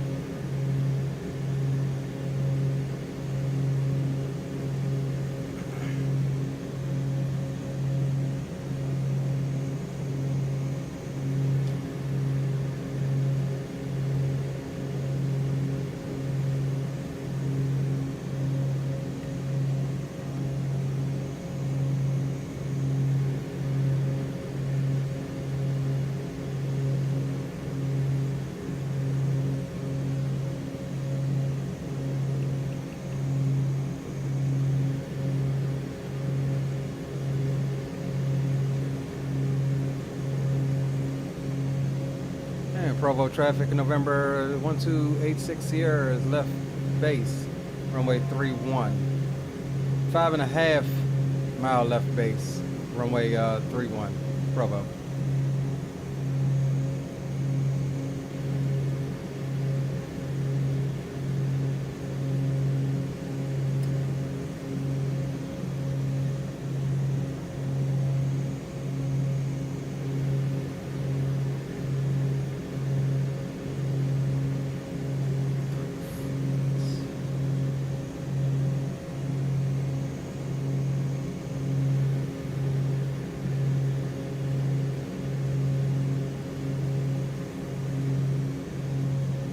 We overshot that a little bit.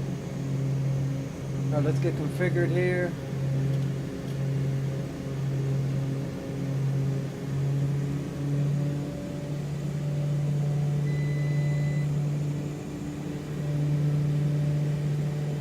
Provo traffic, 86 Sierra is 4.5 mile final.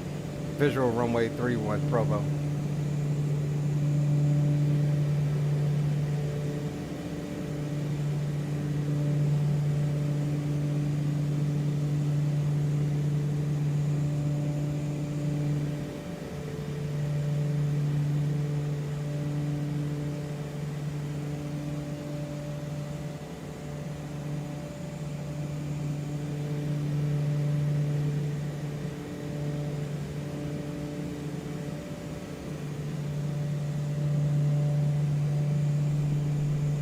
We're looking for about 100 knots on the approach.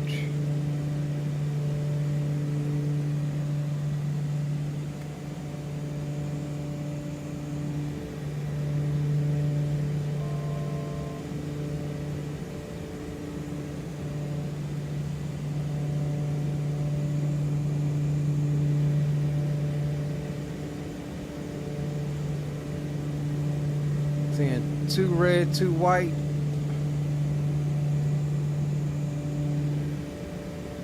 Got all white.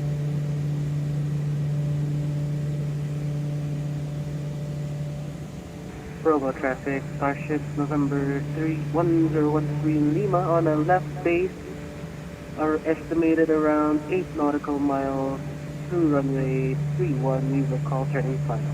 Traffic. No bouncy. 500. No bouncy coming in here, but we working with it.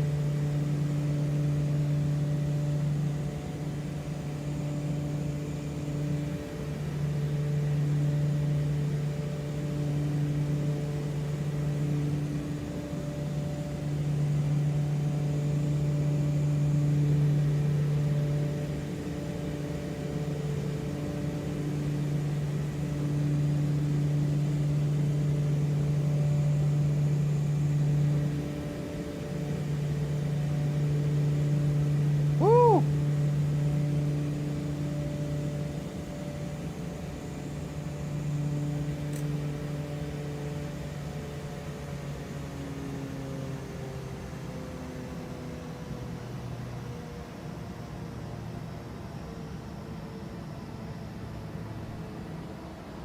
Man, that was a hard one.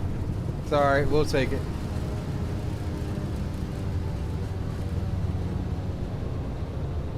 We'll take it.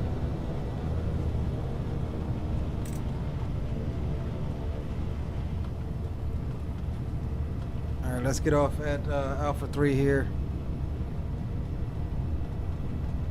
Thing slows down really quickly.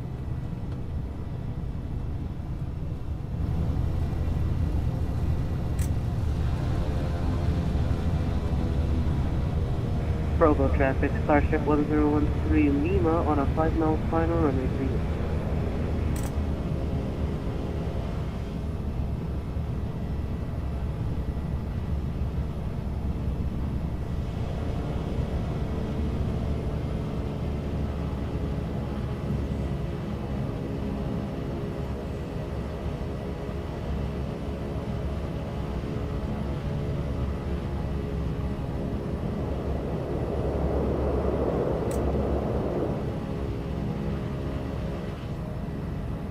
Provo traffic, 86 Sierra is clear. Runway 31 at Alpha 3. We'll be taxiing over to the FBO, Provo.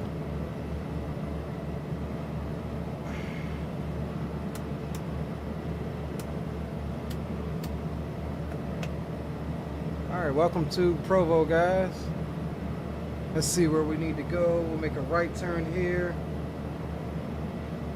Cross 336 and left into the FBO.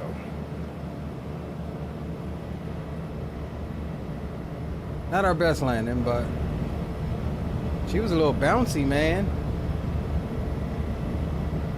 A little spicy. Traffic, Starship 1013 Lima, short final runway 31. I don't know if we're gonna see Zato. I don't know if we have. I mean, I know we got our Starship installed, but I don't know if there's a model for it. Hopefully we see him as something.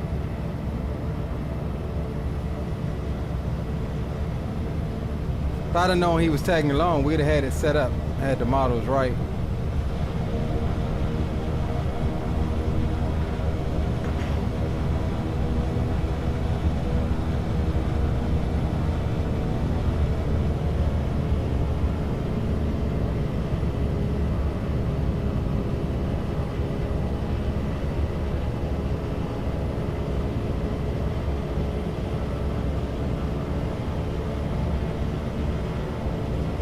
Alright, so this is signature right off our left here.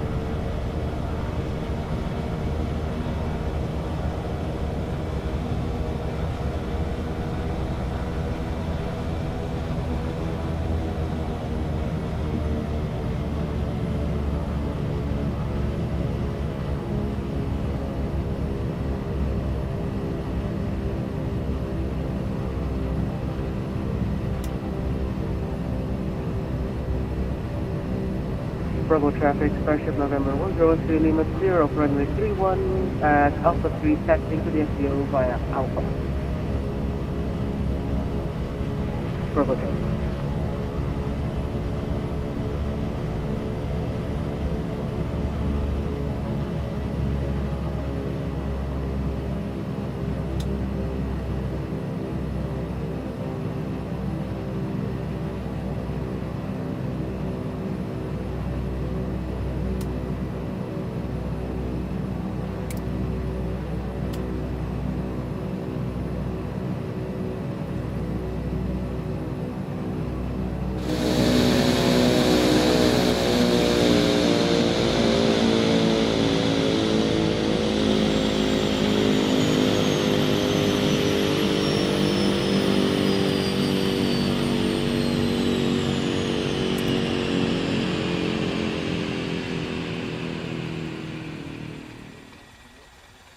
Nice. All right, let's go. Wheel chocks. We don't need the pitot covers. We're going back out.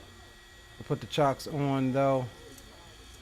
That's fine. We'll go ahead and make sure everything else is off. Avionics is off. Fuel, that's fine.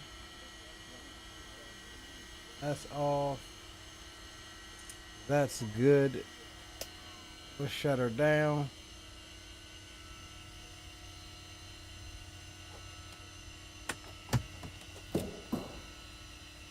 Alright guys. Oh, there's Otto. Yes, we see him as what's the name? Nice. Nice.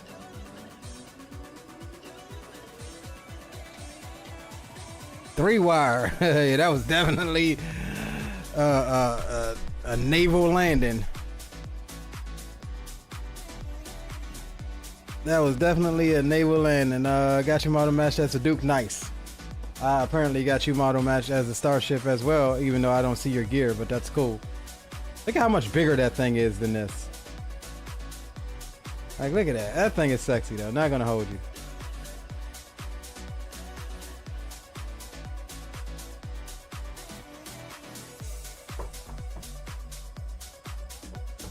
All right, let's hold here for a second and let's go update everything. We are going to fast forward the time to an early morning departure. Next leg is going to take us over to Telluride. Give me a second to just close out everything here and replan that. Let's see what it gave us on that landing rate. Yeah, negative 212. That was definitely a 3-wire. I'll take it. We'll see if we can do better in coming into Telluride. All right, let's see. Planned flights. We are November 1286 Sierra. And we're going to K-Tex. Negative 82. Nice, bro. Alright, we're in the B60, hour and 20 minutes. Not bad at all. 251 miles. We'll generate that.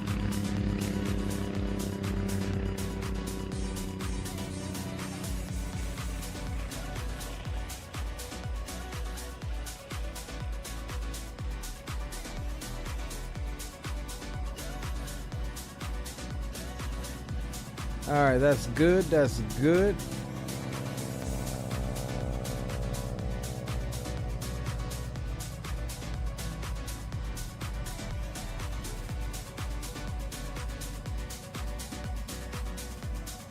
Give me just a few moments. Let me get everything filed here. And then we shall be golden.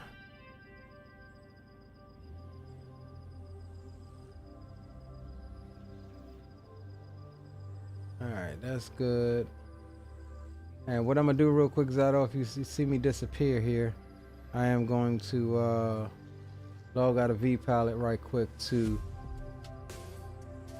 file this flight plan, this flight on the network.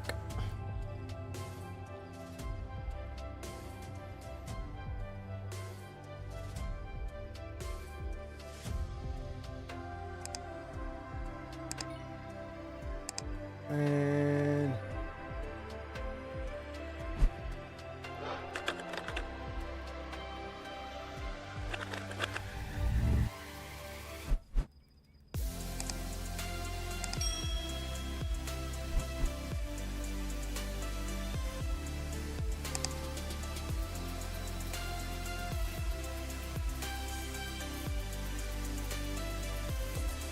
all right, got that filed. Let's go ahead and log back into VATSIM. Same call sign, same everything. That gives us an auto ATC. Squawking 4006. All right, give me like 3 minutes, guys. Let me run to the restroom right quick, and I'll be right back with you. Robin says, nice FBO. Appreciate it, man. This is Vertical Sims Provo, I believe.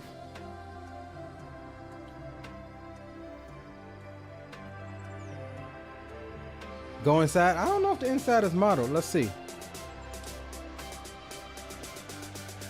Hold on, let me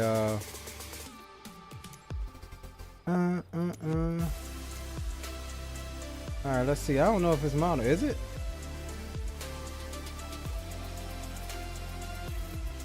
It looks like maybe.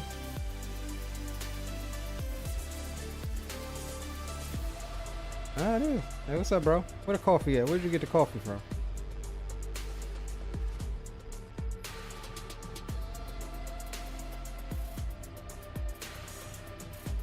It's kind of halfway modeled.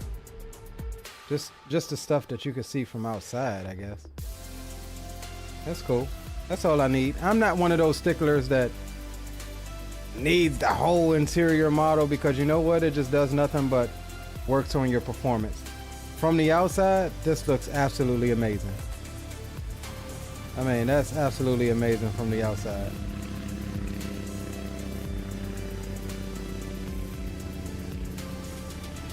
Yeah, absolutely amazing.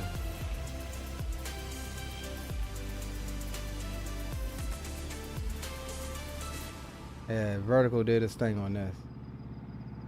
Yeah, I don't need all of the working interiors and all of that. From the outside, it looks like it's supposed to.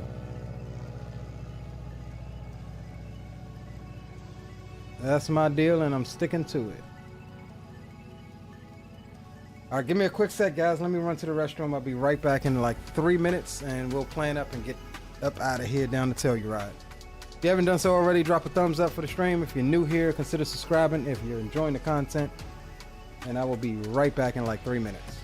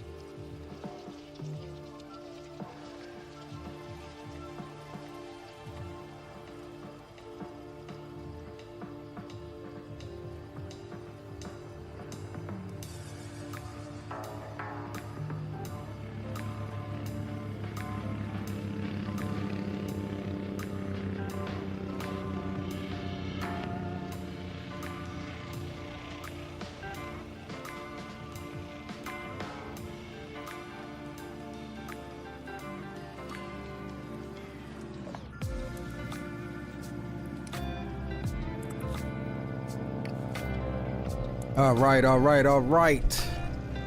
We are back. All set up for our next leg. Provo, Utah down to Telluride. On board the Beechcraft, Black Square Beechcraft Turbine Duke. We'll be cruising at an initial 17,000, stepping up to 270. At some point, we'll see how that play out. Taking a block fuel of 900 pounds on down. And like I said, block time should be about an hour and 10 minutes or so. Services will conclude in Telluride. We'll watch replays and we'll send you guys on your way to get your Monday started, your work week started.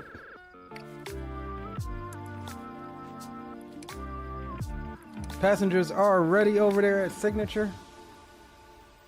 So we'll come out and ready the aircraft here. And we're looking at, what did I say, 900?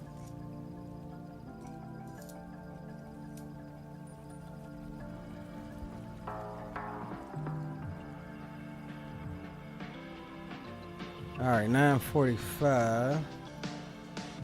That should be good. How many passengers were we taking? How many of y'all's is in there? 5 passengers. We're looking at a takeoff weight of, or gross weight of 6,500-ish. Let's see, where are we at now? 63. We could take one more. Let's see, 1, 2, 3. We'll take one more. 6501. We're looking at 6559.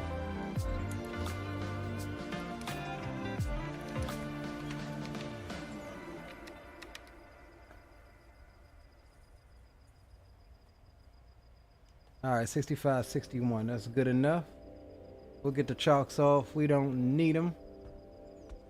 Now, let me just double check my doggone engines before I go. That one's good and that one's good. All right, so we're good.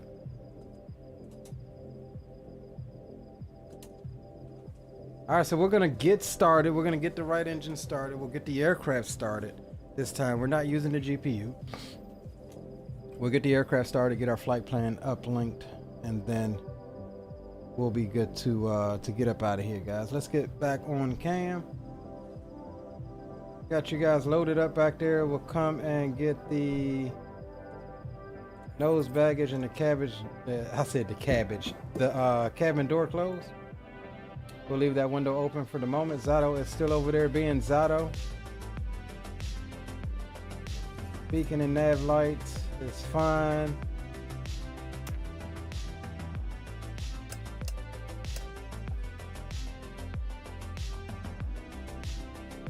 Make sure everything is good before we go.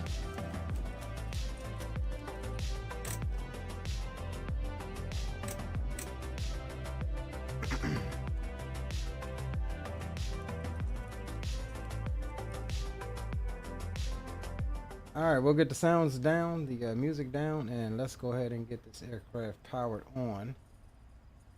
So we'll come down battery master. On both, we'll go main inverter. We'll leave the avionics off for now. Ignition can come through the on. Inertial separators open. And we'll get the fuel doors open just in case.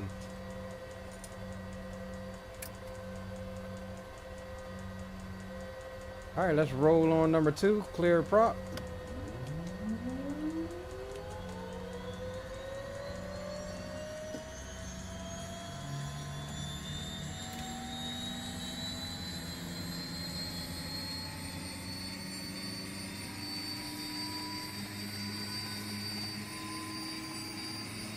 Something doesn't sound right.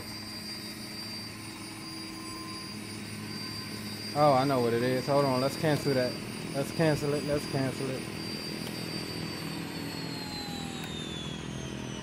Let's cancel it. I know what it is. Let's just check that right engine. Alright, we didn't hurt nothing. That's cool. We need to get the fuel on. That's what it was. Alright, so we'll give that engine a little break. Let's go ahead and we'll swap over to number 1. We close back there? Yeah, we close.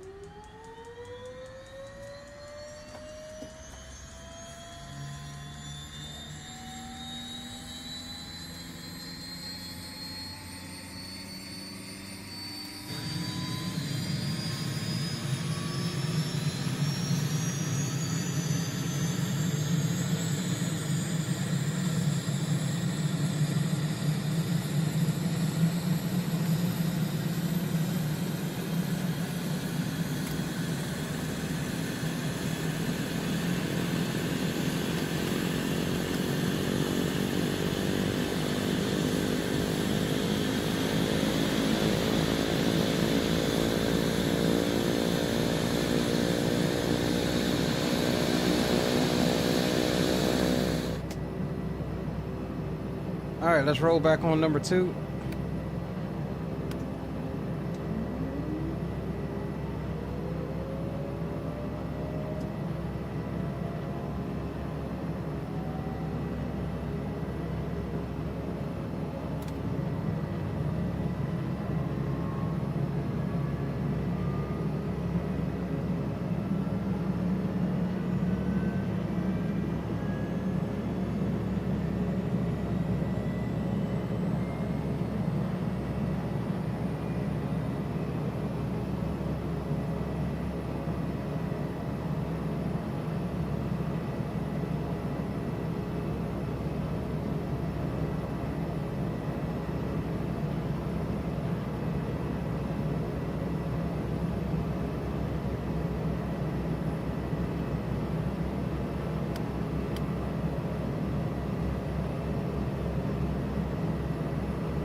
Damn, see, I don't know what happened that took that engine down to 60 on that start.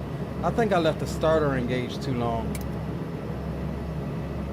Alright, we're gonna rock with it. We ain't gonna repair it. We're gonna rock with it. Alright, we've got gens on. That's fine. We'll go avionics.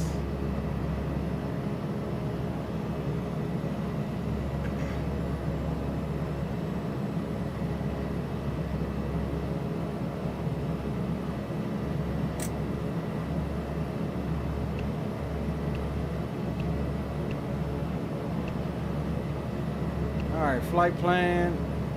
We'll go menu. TOS system test OK.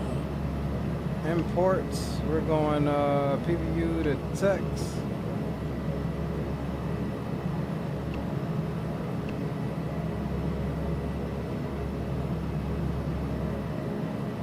Squawking 4006.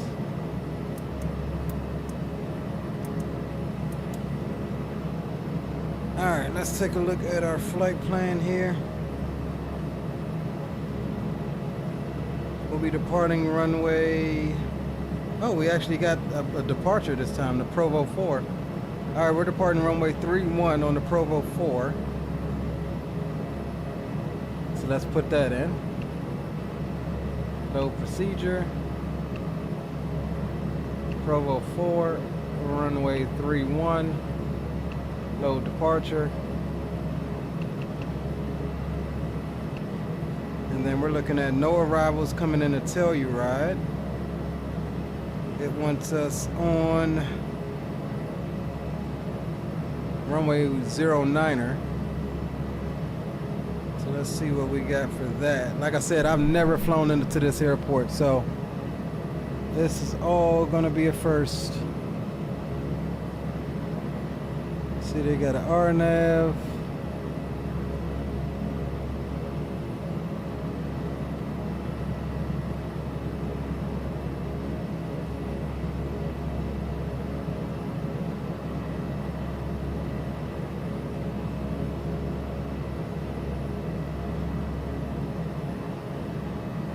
Alright, ETL.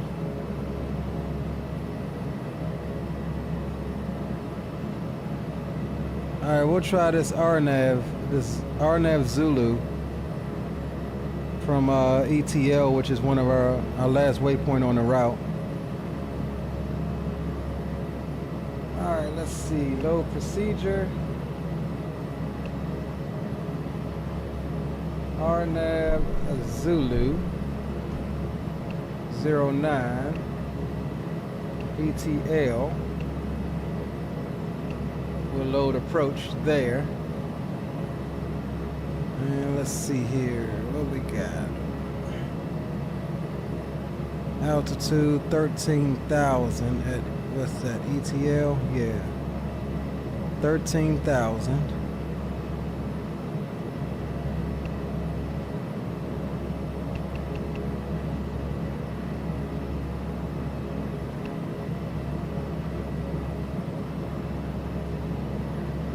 All right, that's good.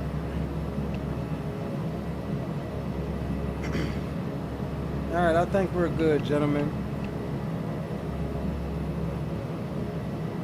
We'll take Alpha down to, what's that, Alpha 5?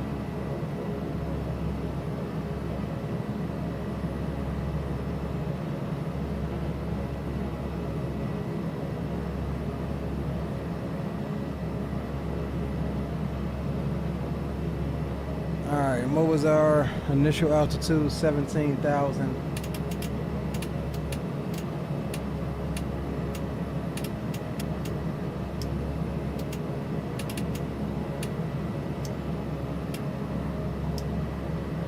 All right, let's get it.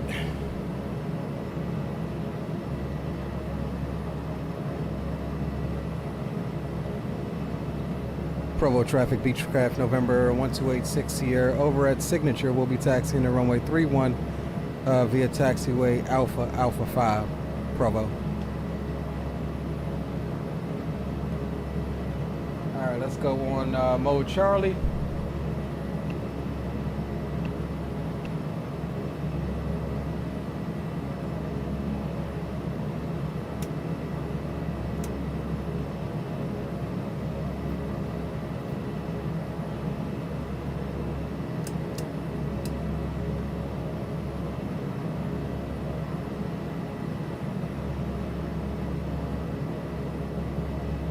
All right, let's go, guys. Let's get on down to Telluride. We'll come out left on Alpha.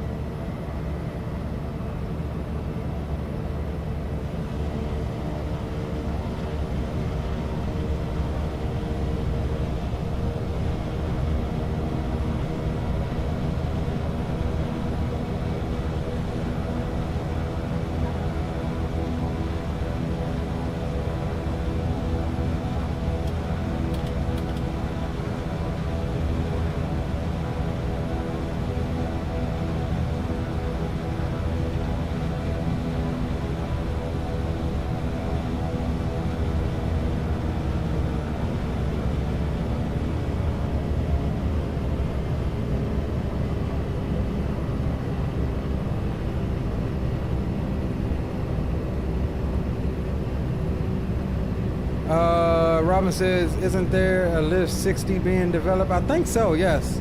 Lots of high terrain, yeah, absolutely.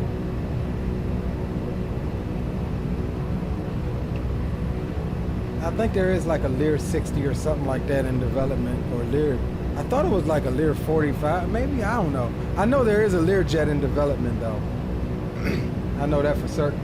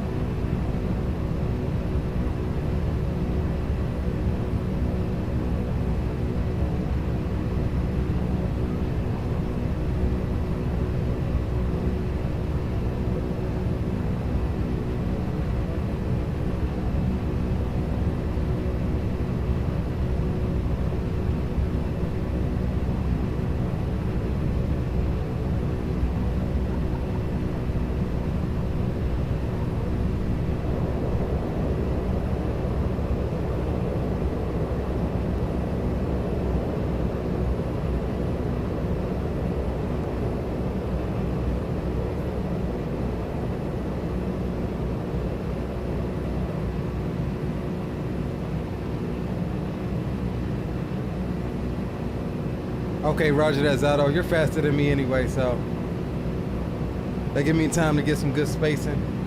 Catch you coming in.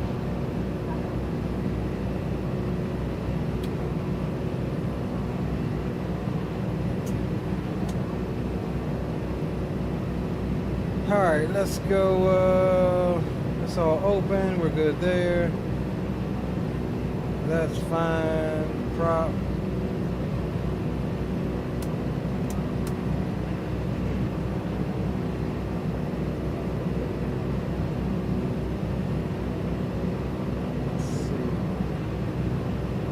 Current altimeter is the same, 2988. That's fine. We're all good there. All right, let's get up out of here. We're going to take off with. Yeah, we're at 150. We'll leave the oil cooler open, and we'll close that up once we get some altitude. Super, what's up, Greg? Why is YouTube changing everybody's name? That's what I'm trying to figure out.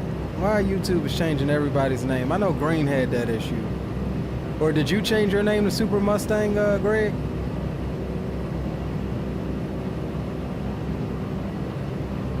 Yeah, Robin, I can't wait on that the Air 4 Labs Max. That's gonna be it. Man, look at that purple sky out there. That's absolutely beautiful. All right, let's get it. Provo traffic, Beechcraft November 1286 Sierra, lining up on runway 31 for departure to the south and east on the Provo 4. Provo traffic.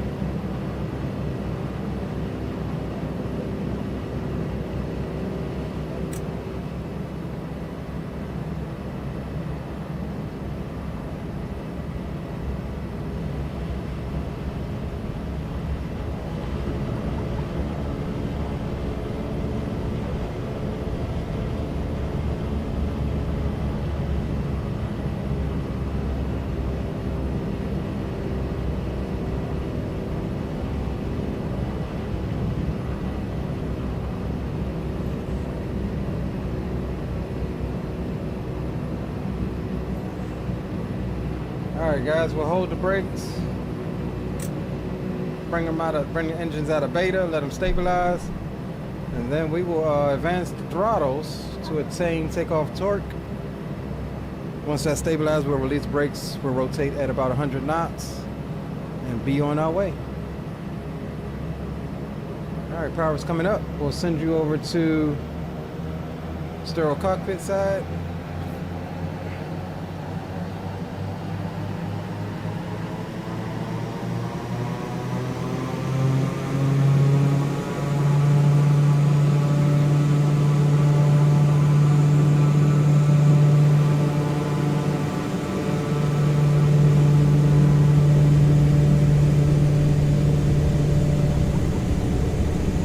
Airspeed is alive.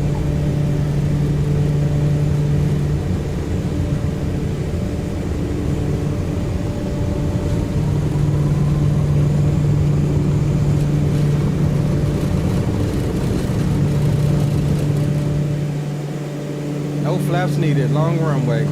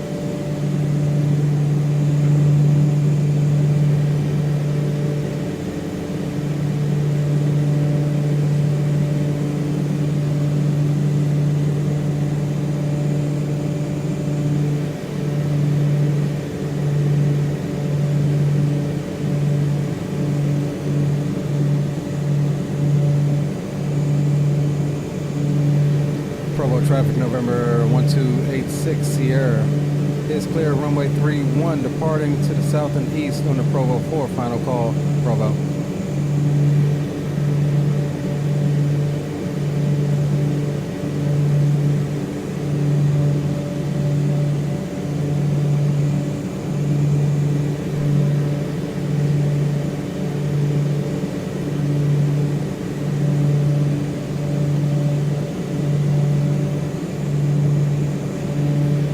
Provo traffic, Starship November 1013 Lima, taxiing to runway 31 from the SBO via Alpha 5.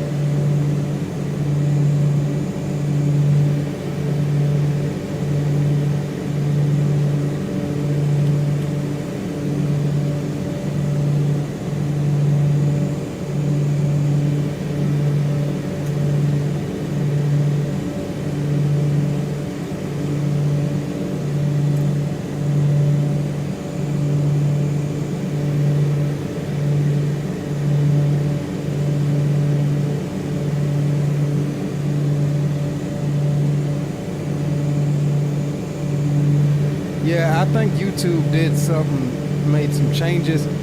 You got to go to your channel. There's two separate things. I'll show it once we get up to cruise. It's two separate things. You got your actual channel name and then your display name. Somehow they added that in, and it's obviously making everybody's name different.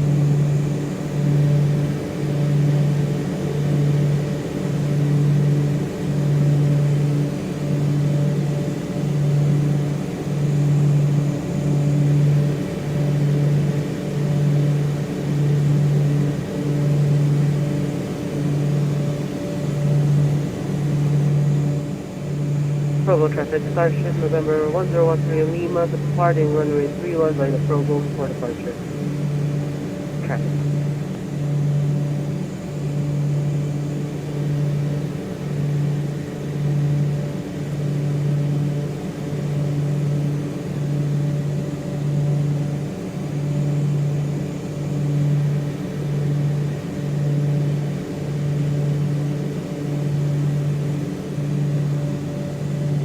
Man, look at those colors.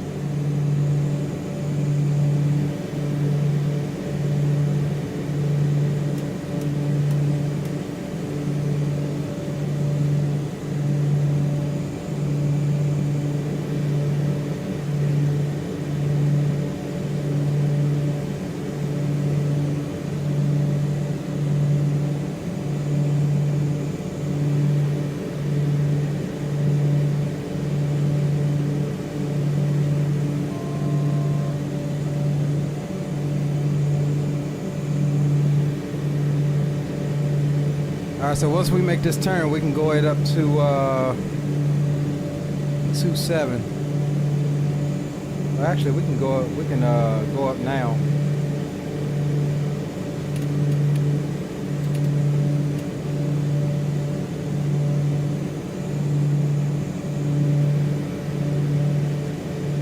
I think that's what we was going to. Yeah, 270.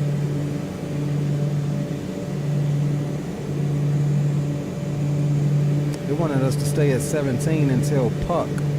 Yeah, we're not doing that. That's a long way. That's halfway through the route.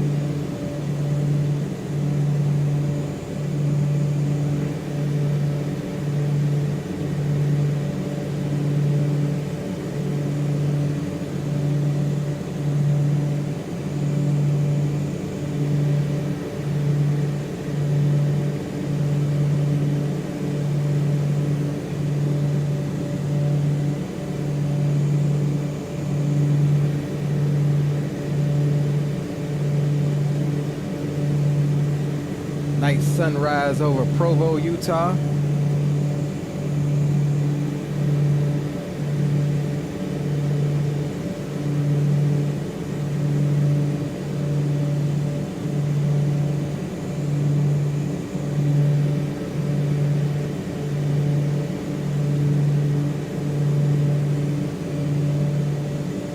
Zato's over there off our left wing below us somewhere.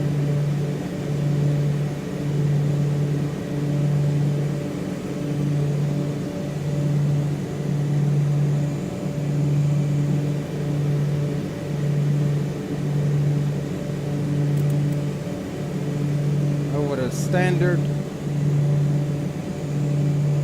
And we are on course and pointed at Telluride.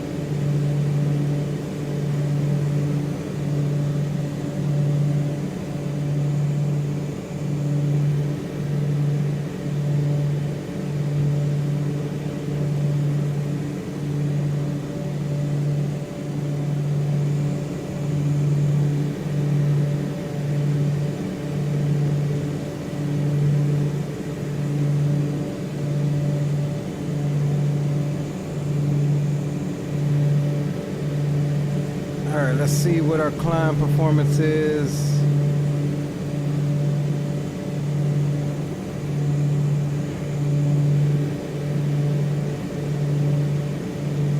$1150 on the torque, 2190.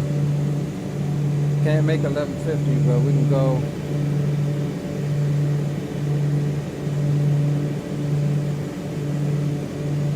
$2190-ish on the prop.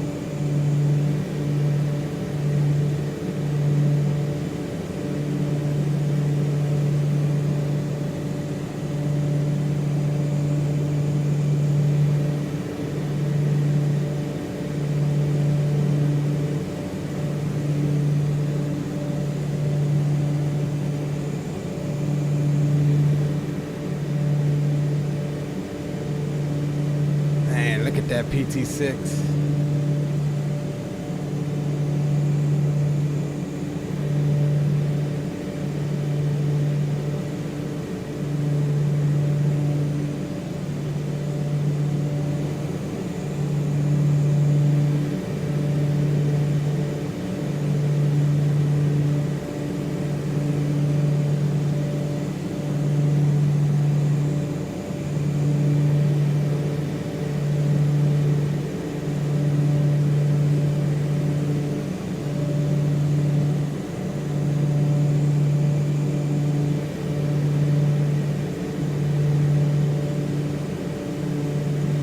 Provo traffic, Starship 1013 Lima Airport, 12,900, 4290. Final call, Provo.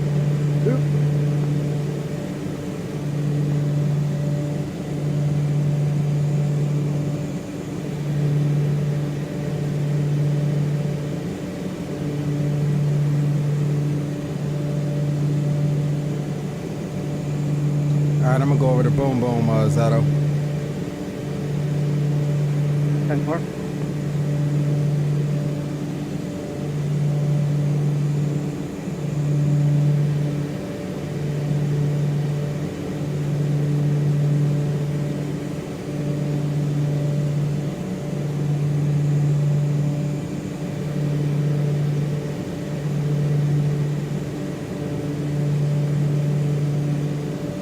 Alright, let's get some tunes back up.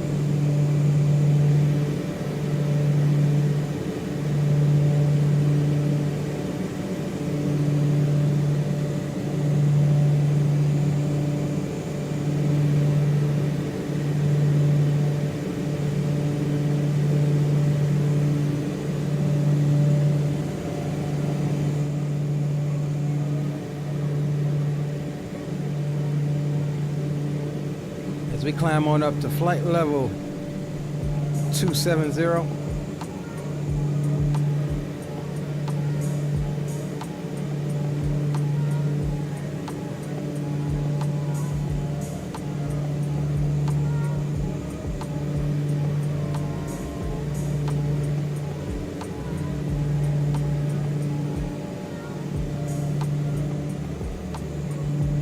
$1,000 to go.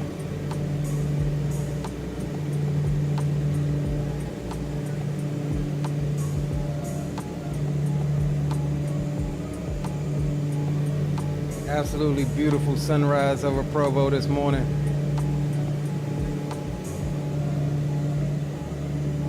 Just look at the angle on that wing. This thing is climbing. We'll let it level off, pick up speed. Then we'll set cruise power.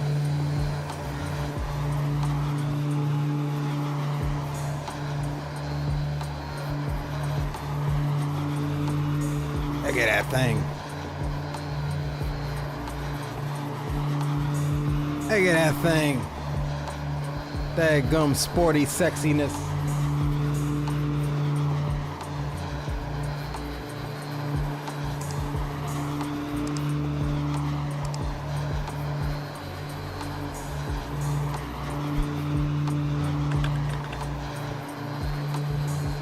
Sporty sexiness.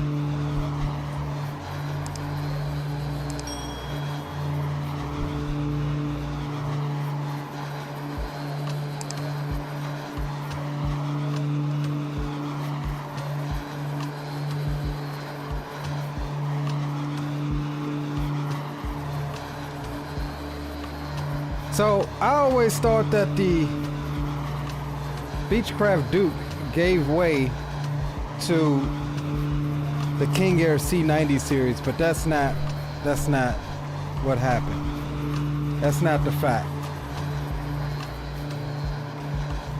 The King Air is actually a much older aircraft. King Air is a much older aircraft. And it was developed from a different line of Beechcraft aircraft. The Turbine Duke, though, is a modification of the piston-powered Beechcraft Duke, which we all know, but it's not a factory-produced model. Which the King Air was developed from the piston engine Beechcraft Queen Air, with the first model 90 being introduced in 1964. The C90 is the evolutionary model that appeared in 1971. As far as the Duke, though, it was introduced in 1968 as a high-power performance pressurized piston twin.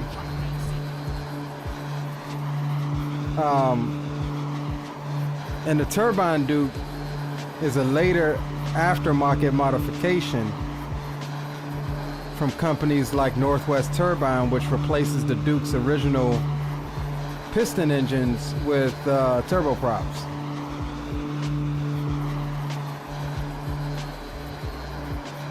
So basically the Turbine Duke is basically a product of aftermarket conversion kits and conversion companies.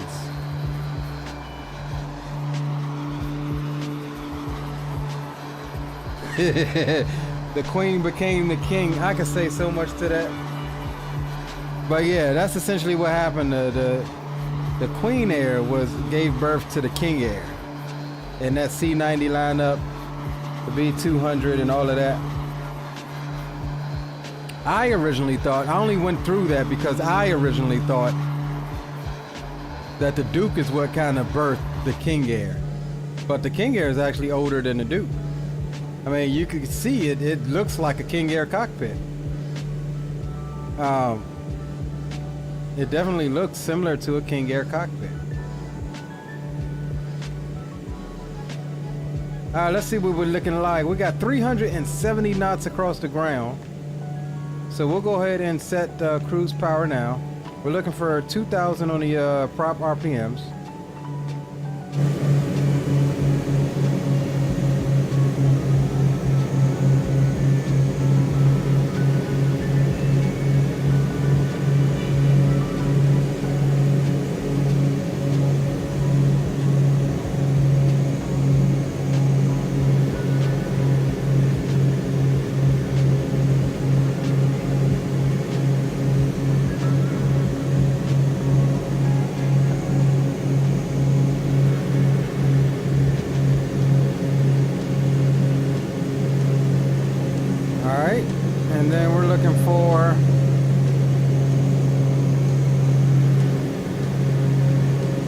About 900 on the torque, which is what we got. And again, that should give us between 34 and 40 gallons per hour on the fuel flow. So I'm okay with that. Cabin's a nice 77 degrees here. You could actually back that tip off just a little bit. Let's ride on down to Telluride.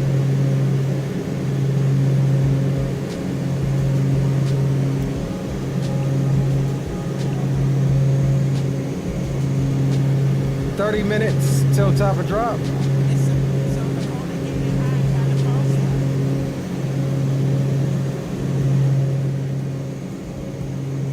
And we'll ride it on out. Turbulent here at 270. Then the King Air became the Super King. Yep. That's what we need, is a really good. I wish that Black Square would bring their analog King Air over to 24, but what we really need is a good Super King Air, bro. I know the Subo's got one, but we need somebody to mod that joint.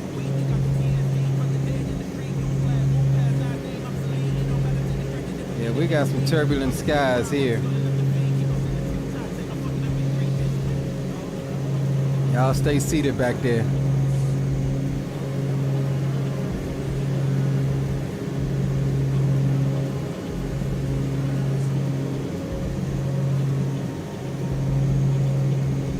Y'all stay seated back there now.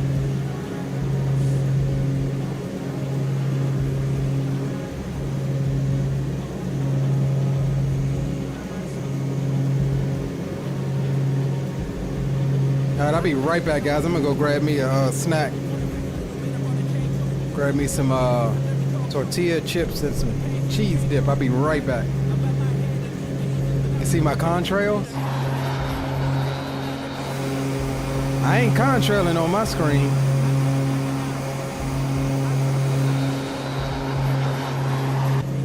Drop a flick in the Discord. I want to see that, Zato. All right, I'll be right back, guys.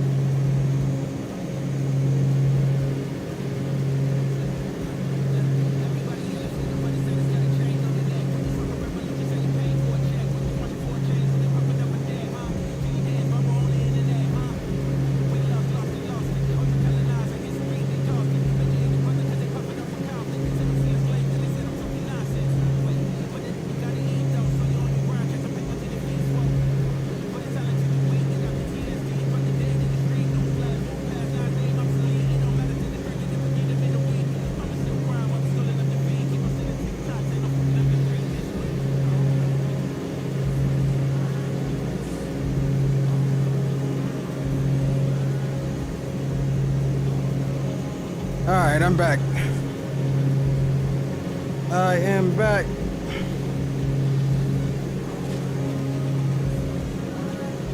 This cheese dip, this daggone Tostitos Quesablanco dip. Oh man. Talk about some good dip.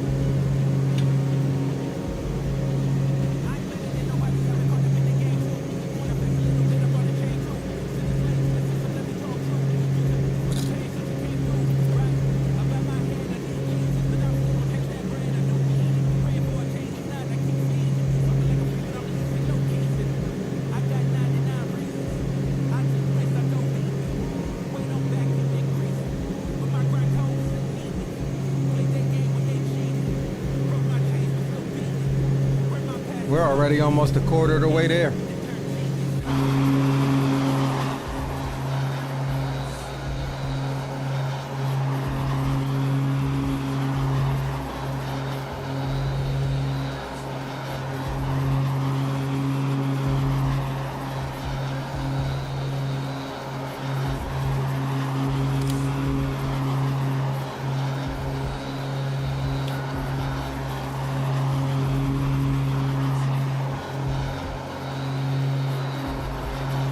All right, let's see what Zato talking about.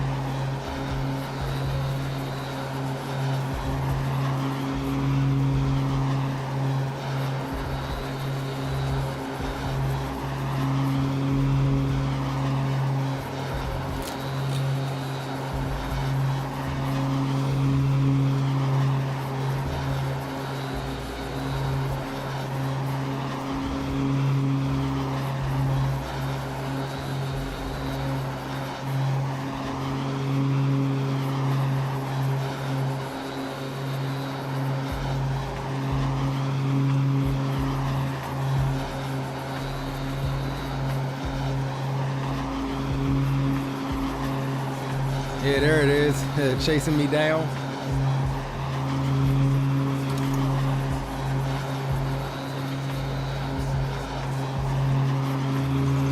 That's a nice shot there.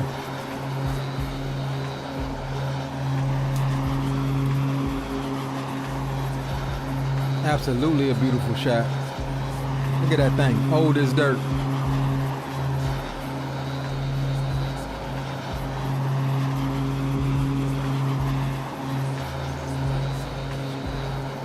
Oh, I like that. Look, he's got me motto match too. That's dope.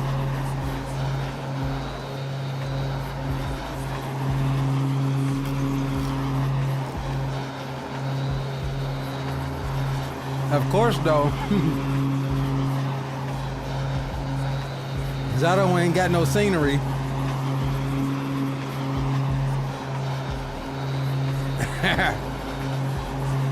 Zato will fly with some default scenery, boy.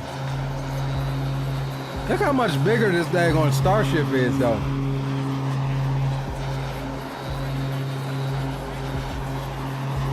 That was some dope flicks, Zato. The Aerostar.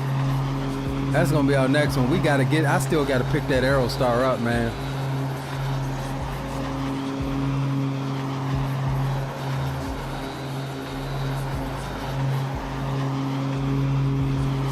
Yeah, I'm about to grab that Aerostar here pretty soon.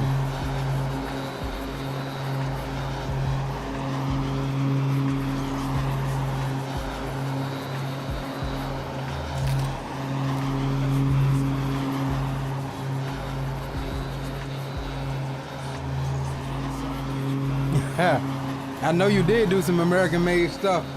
I see where you at.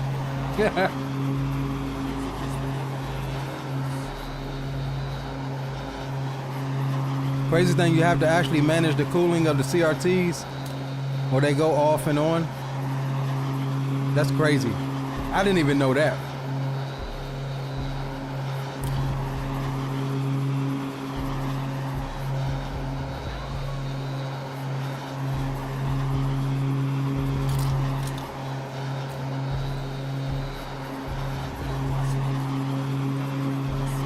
Yeah.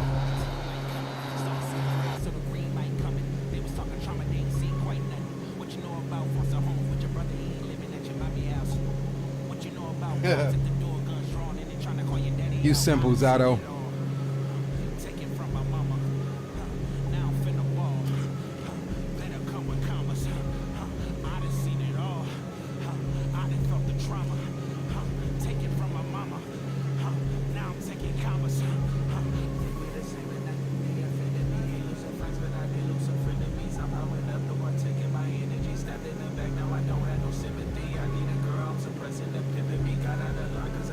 Symmetry versus this dope, I'ma sling them like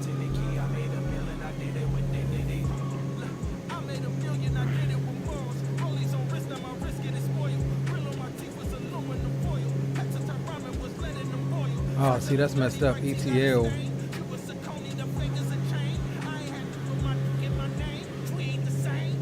I don't know why it's put me in a hold here. We're gonna go.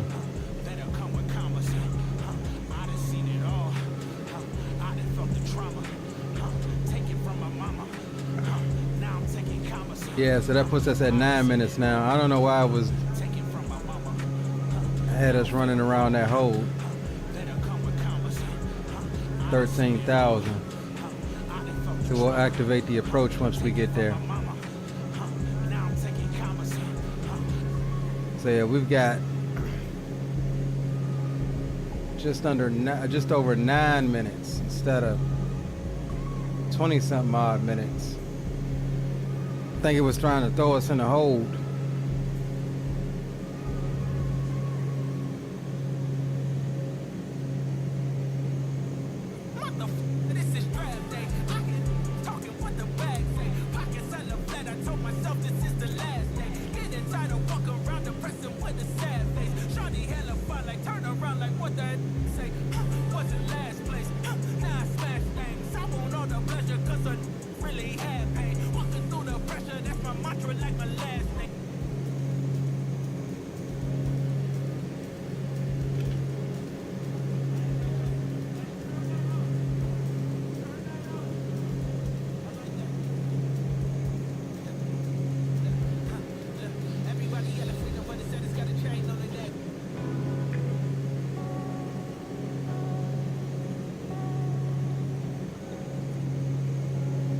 Too tiny in a dookie duke.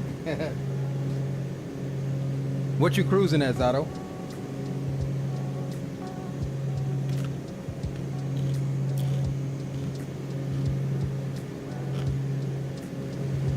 What's your cruise altitude?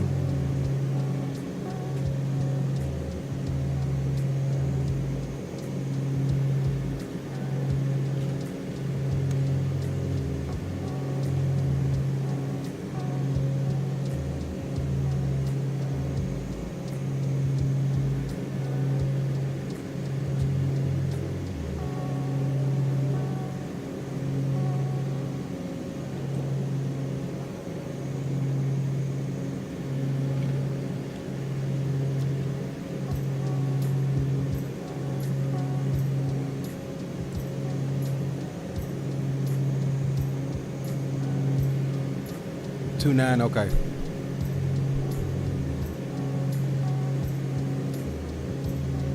Hey, what was the service ceiling on that Starship?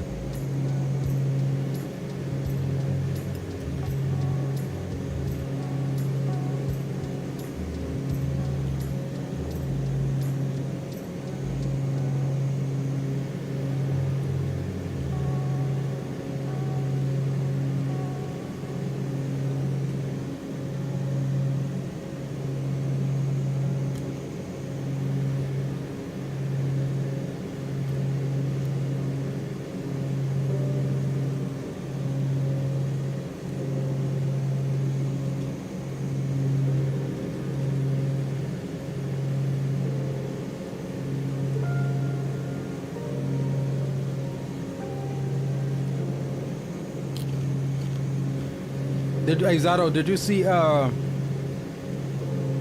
previews for the Falcon 50?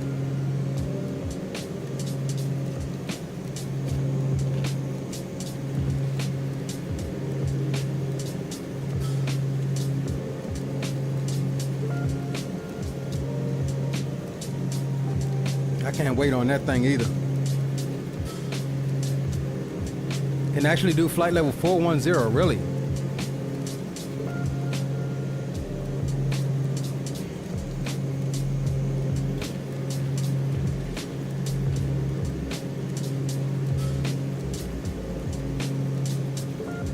Says you above me. Ah, there he is. Look at that.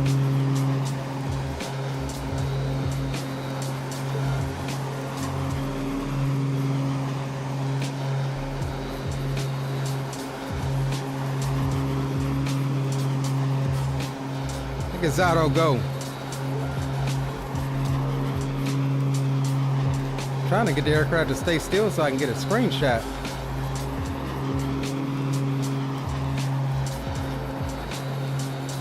Got a couple of screenshots. Look at them go.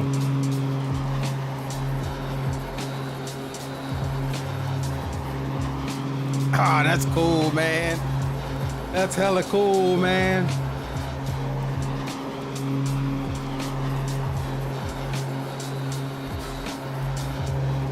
Look, just walking me down like I'm a 737 and we going across the pond and you're like a freaking 7.4 or a 380.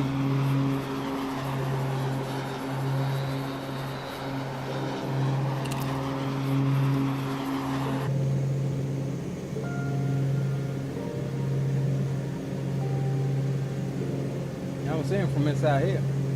Oh, there he is. Just walking me down.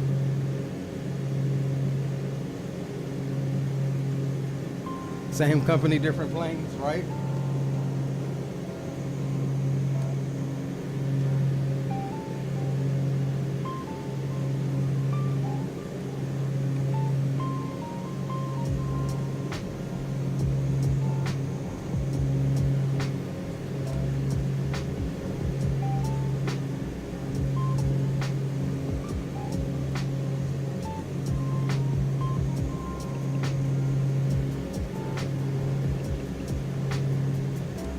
Yeah, see, I think it was trying to put me in this hold here.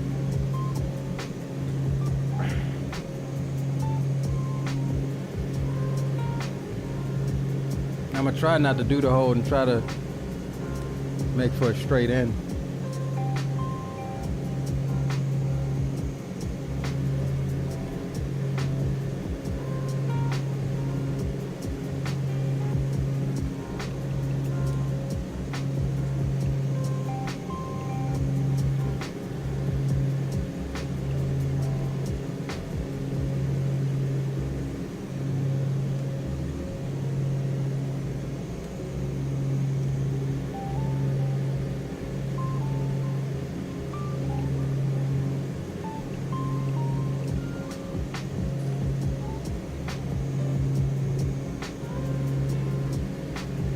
All right, we got 3 minutes, 3.5 minutes till top of drop.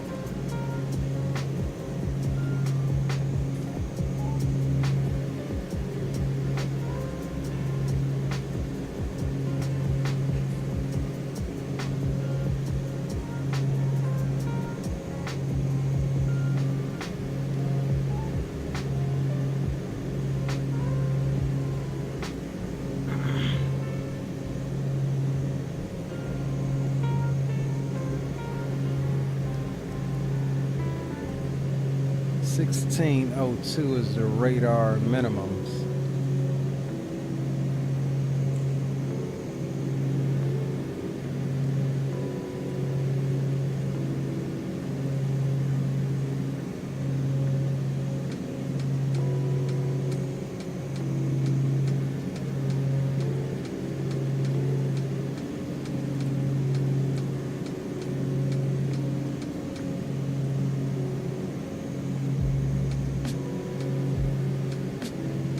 Try going down 1,000 feet, see if we can get a tag closer together. Roger that.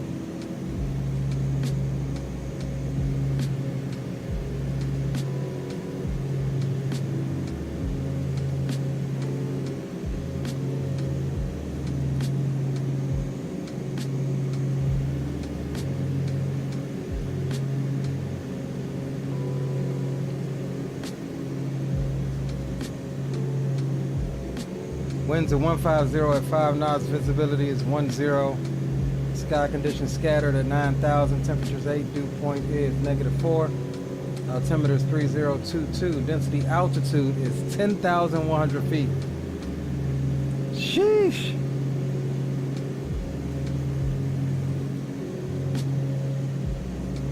Alright, getting Zato on the...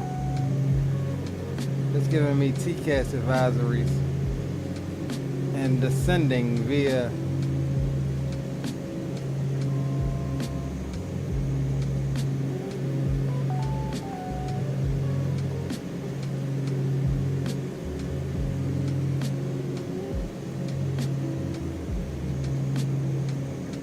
Got him visual there. Vertical track. All right, let's set this for 13,000.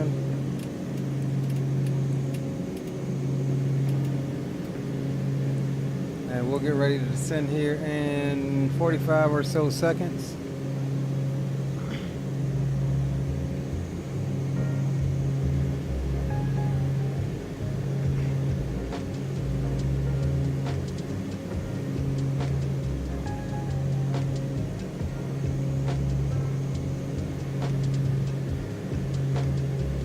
Yeah, this flight has definitely reminded me of how much I love this aircraft.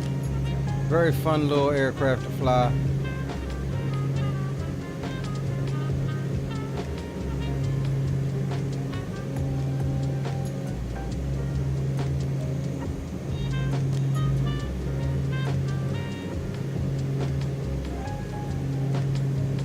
Alright, we're on a little hidden click spot right here at my mouse where you can adjust the autopilot pitch for your vertical speed. And so that's what I use rather than looking down trying to scroll that knob there. I use the hidden click spot. And we'll pull some power. We're getting over speeded.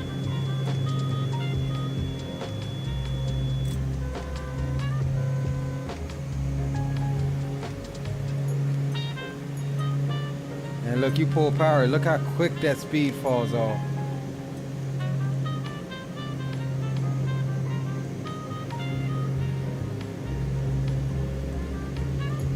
All right, on the way down the hill.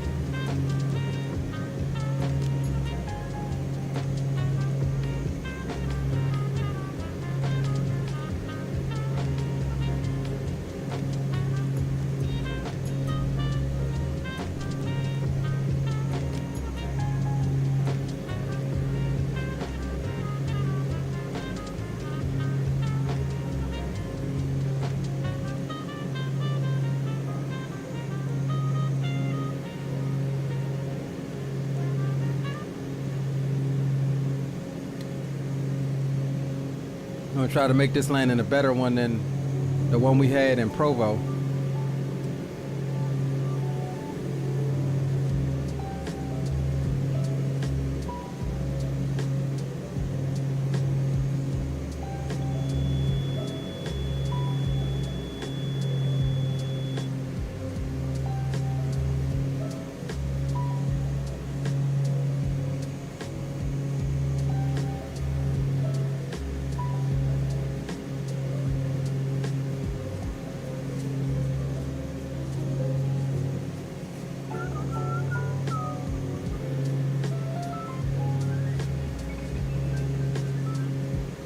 All right, engine oil temps are good.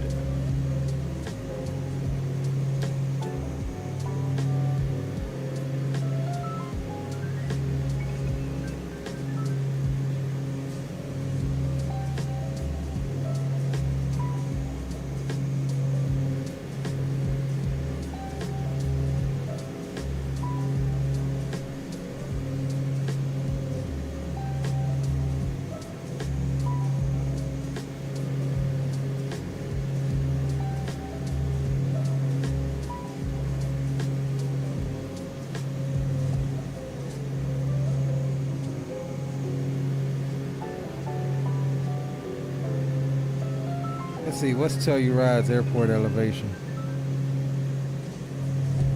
9,070 feet. We landing up there. You hear me? All right, so again, first time landing in this airport. So let me just take a look at the chart here. Missed approach is gonna be a climbing right turn to 15,000 direct ETL, which is what we're direct to right now. Then we'll loop back around, back direct to ETL, shoot another approach if we need. Transition altitude obviously is flight level 180. CTAF is 123 decimal nothing.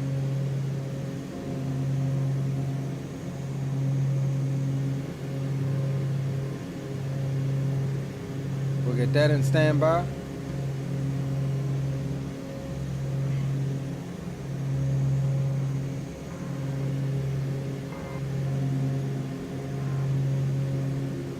Altimeter's 3022. We'll get ready to go and transition here in 800 feet.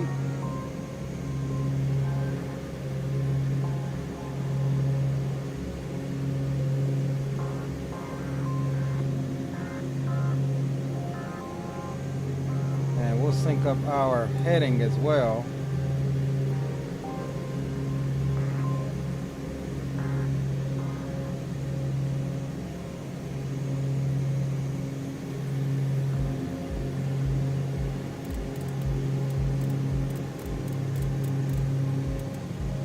All right, 3022 is set.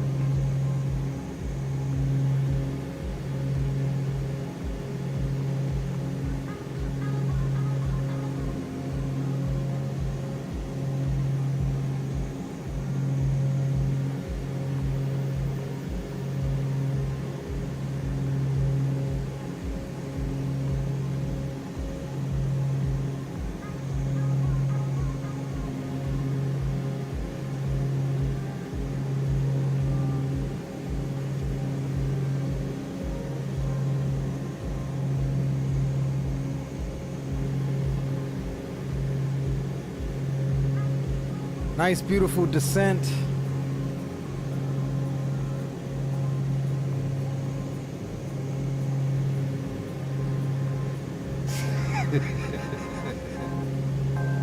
Sequence behind the little ones go first. I'll take it, I'll take it.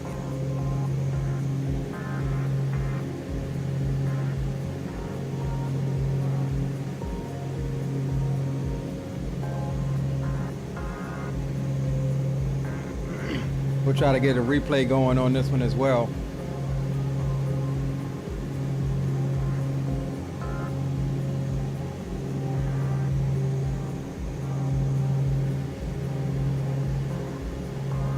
And technically we are below 10,000, so we'll get our landing lights on.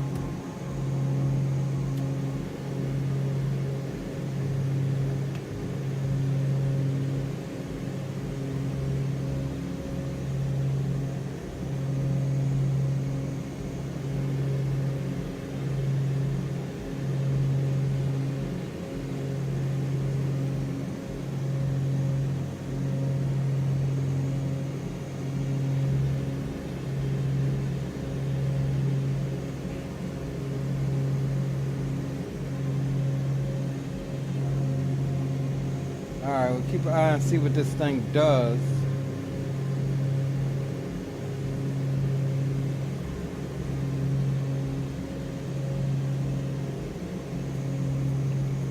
Because I think it's finna try to throw us in the hole. Here, let's go over to heading mode. Let's activate the approach. And let me see here.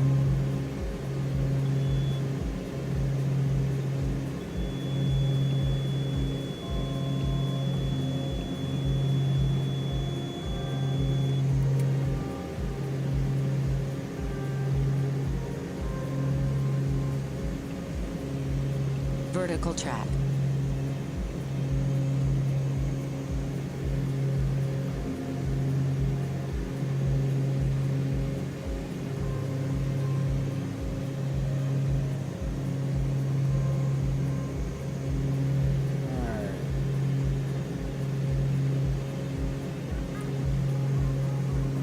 All right, let's go ahead and come down off of the tunes.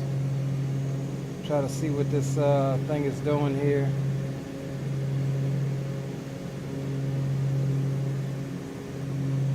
$12.9.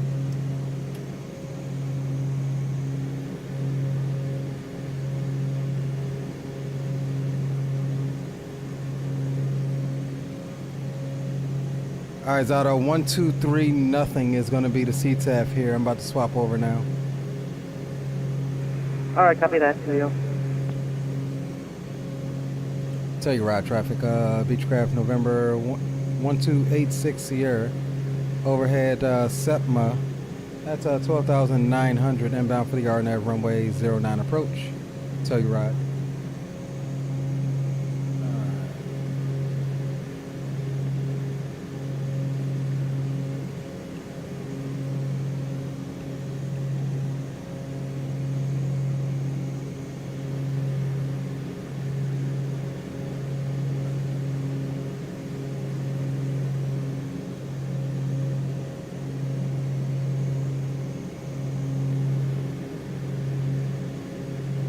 All right, let's go ahead and get our gear down.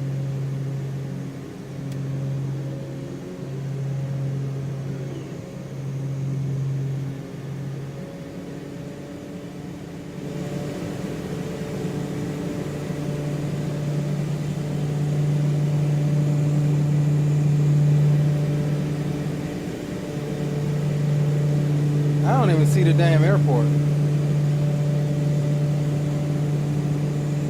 There it is, right there. Okay.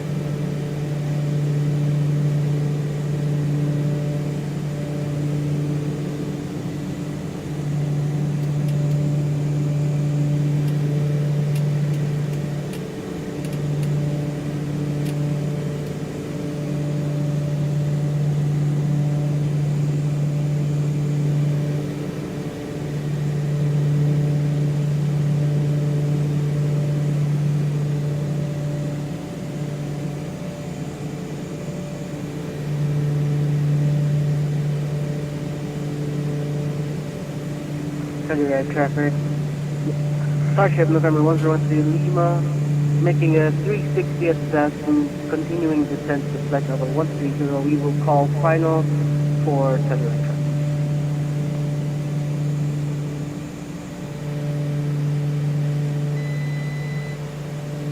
All right, I'm taking over from here.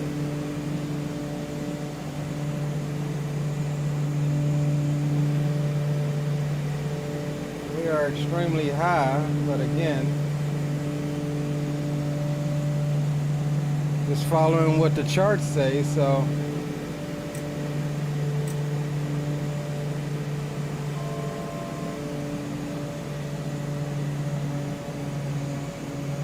And we'll swap you over here. And let's start a recording.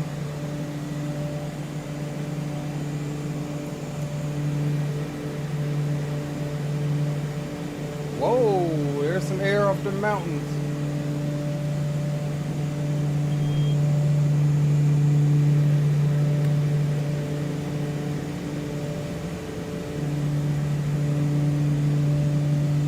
We are extremely high.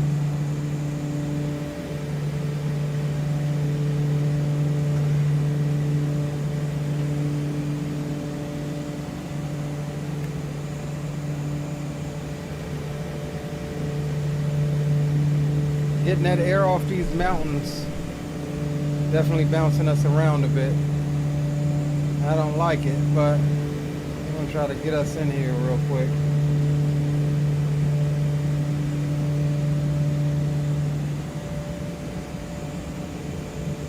$500.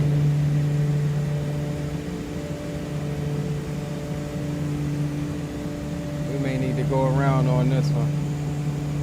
We'll see. We'll give it a shot, but we are extremely high, unstable.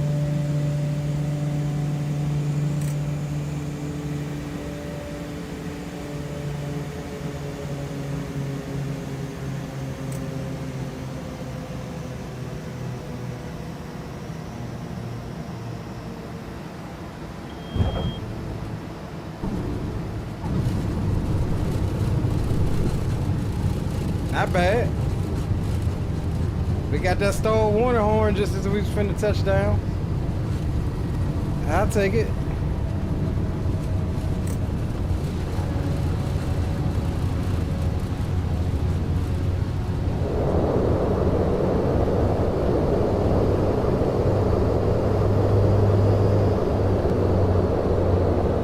I will take it. It wasn't pretty.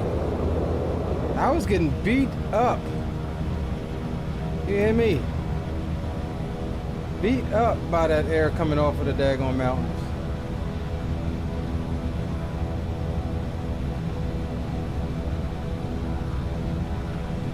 Beat up. That was my very first landing in Telluride. Very first landing. I'd like to do that a couple more times because that approach keeps you high. I don't know, maybe that's how it's supposed to be. But it definitely And Telluride traffic, November 1286 Sierra is clear of runway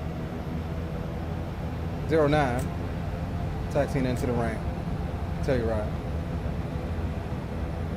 Telluride traffic, Starship 1013 Lima, 13,000, final approach, sir.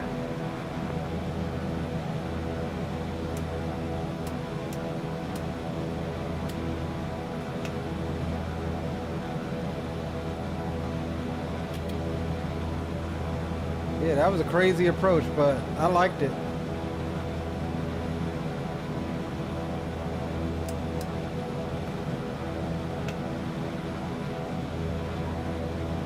Definitely enjoyed that one. Yeah, definitely windy. It was beating me and banging me.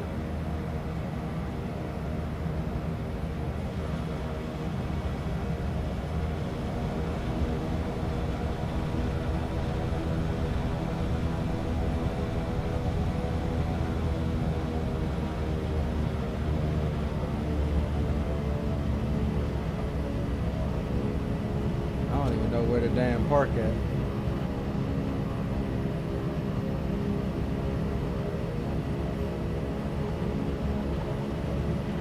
I parked back here where I left from the other day. Telluride traffic, Starship 1013 Lima, short final, runway 09. Telluride traffic. Alright, let's jump out and catch Zato.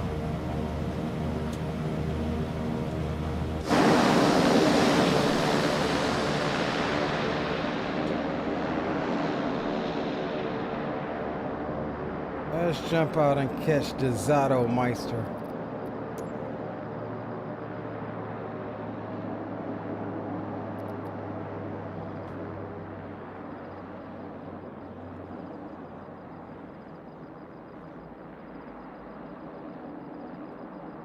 I don't even see him.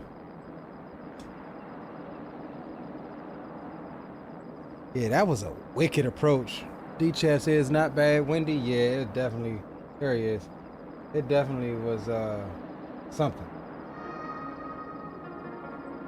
Absolute craziness. All right, here comes Zato in the Beechcraft Starship. Look, he's getting rocked too. Crazy. Oh!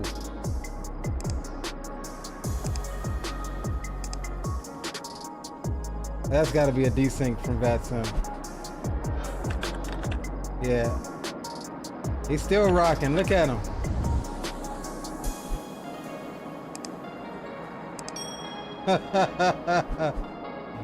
No way. Pucker factor.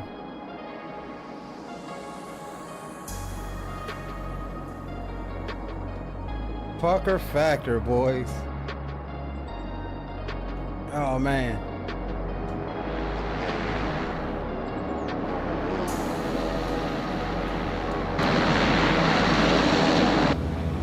And traffic technique, sorry, Starship 1013 Lima, clear runway 09.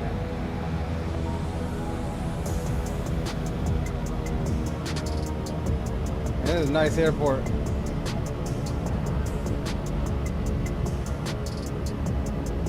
We're gonna pull around back here for the G's.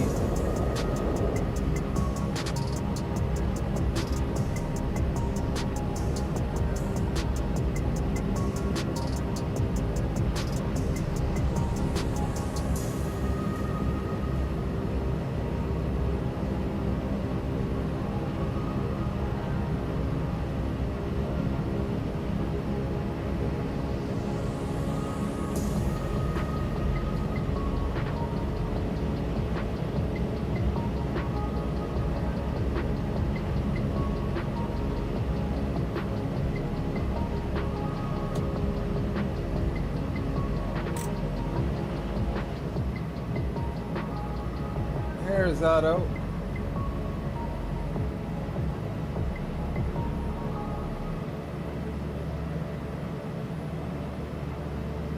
So I think, yeah, I'll go ahead and shut down.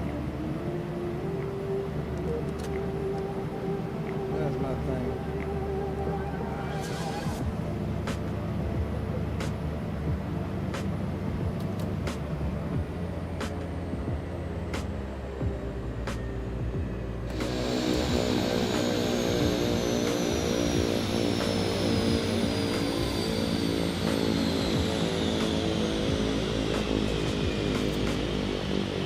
Alright, so we just threw the external power on so we don't kill our battery.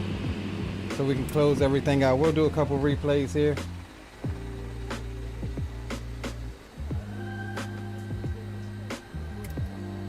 Love this airplane, man. This is a fun little trip. Got Zato parking next to us there. Absolutely fun. Absolutely. Alright, let's close it out on the Volanta. We'll complete that flight. Let's see if we landed any better. Yeah, not bad. Negative 161. Could have been lighter. But, yeah, it could, considering the conditions. We did what we did. So, yeah, I mean, I'd love to come in here again with a business jet. Maybe come in here with the Citation X or the CJ. I'm not sure if the can the Citation make it in here? Hey Zato, you think the Citation X can make it in here? I think it could. Well, there's only one way for us to find out, but I'm pretty sure it can. Yeah, I mean, you see some other business jets same size over here. I think it could. Yeah, 7,100 feet. Yeah, they can make it. Yeah, they can make it. Maybe we'll fly in here one day with the Citation or nothing else, the CJ3 Plus or something like that. That was fun. I like that one. All right, so let's do this. Let's get logged off of VATSIM and let's run a couple replays of that. All right, brother, I appreciate you for tagging along, man. I'm gonna log off VATSIM and get a couple replays of our approach. See what that was hitting on. Alright, you'll take care, man. I'll catch you around. All right, brother. Appreciate you for flying. All right, let's do this. Disconnect. Make sure all of that is closed. All right, and just for crafts and giggles, I'm gonna go ahead and just manually restart. I don't know how the replay will act. Or you know what? Let's just run it from here. Let's stop the recording. I'm gonna just save it just in case. And then let's just go play and see if it syncs everything. Yeah, it syncs everything, okay. All right, let's watch one from here.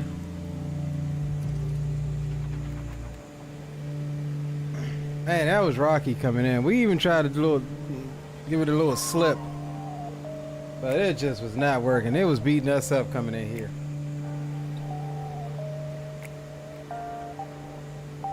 Absolutely beating us up.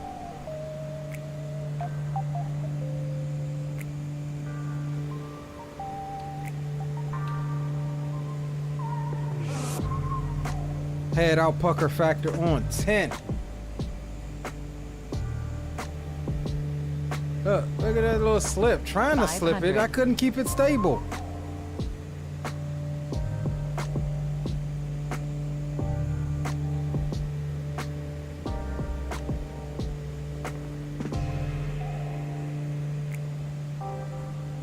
Yeah, I'll have to study up on this approach a little bit. I think part of that was that we were really high. Now maybe it is natural that you come in high on this approach. I think we recovered, you know, as we got over the threshold. That wind died down a little bit. But we did get that stall warning horn right as we was fixing the touchdown. That's not bad. Alright, let's get one from here.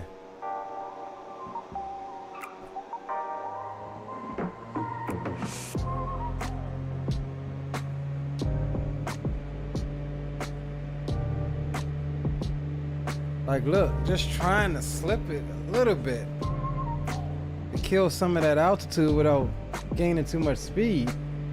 500. Then got blown completely to the right of center.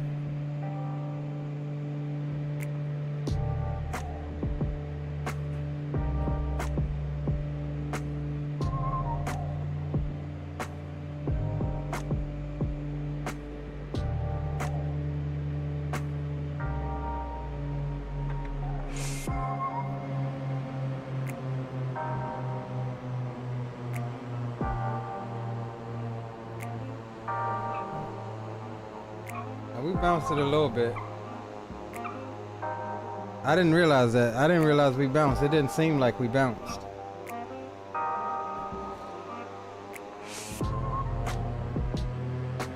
It didn't seem like we bounced at all.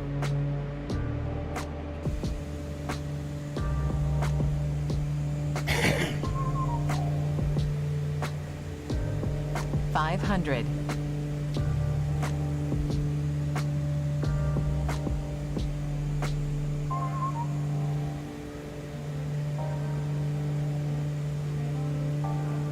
Moving the yoke like it was overtime, yeah. It's crazy, bro.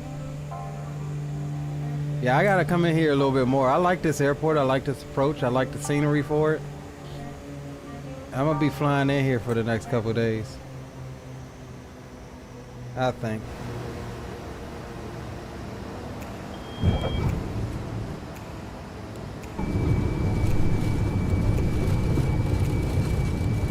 Yeah, I guess we definitely bounced it a little bit.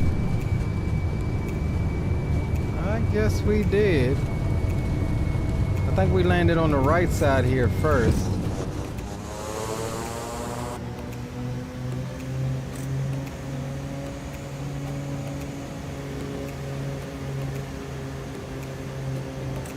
Yeah, it looks like it's going super fast. And we was off center. Yeah, we bounced it. Yeah, I like Aspen. I've flown into Aspen plenty of times. Telluride, this is my first. Now, I flew out of here yesterday just testing, getting re-familiar with the aircraft. But I've never flown into here until now.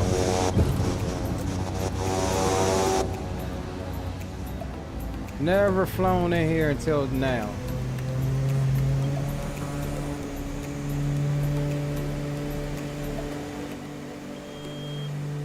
Like, look at this, crazy.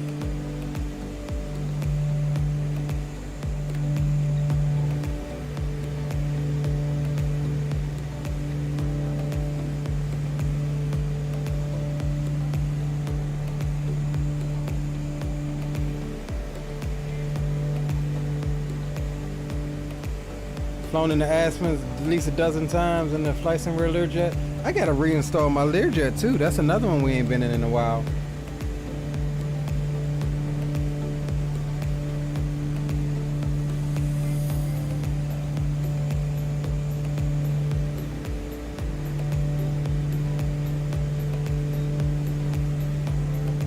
$500.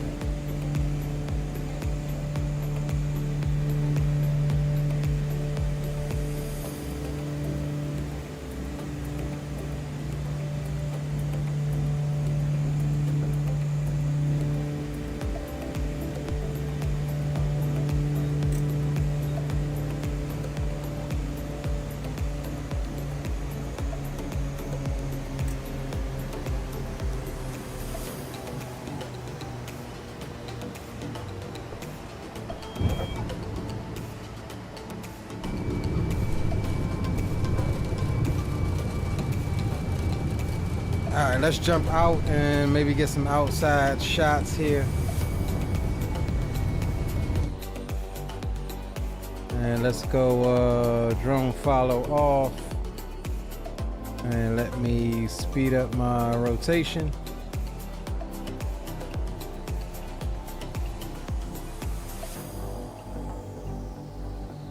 Even though the rotation is maxed out, this thing just does not rotate as fast as I would like it to.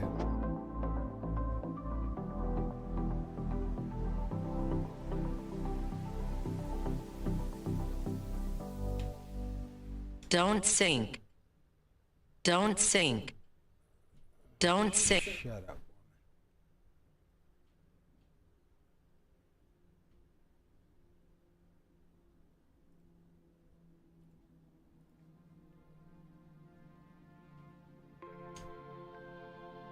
All right, guys, we'll watch these couple more.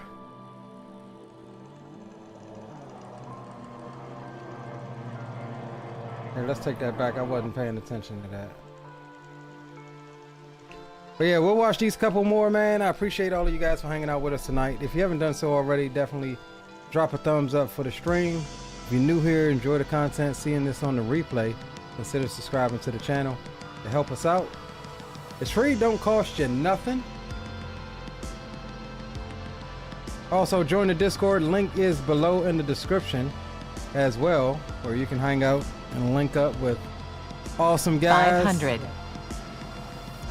that enjoy the same hobbies and passions as you.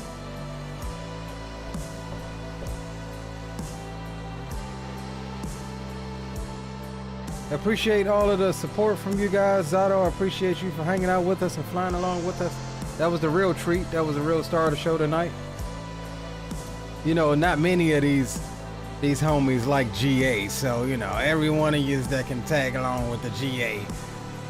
You know, that's always, it always makes my night when we hop in some GA and I see somebody sitting over there. Wasn't a bad landing.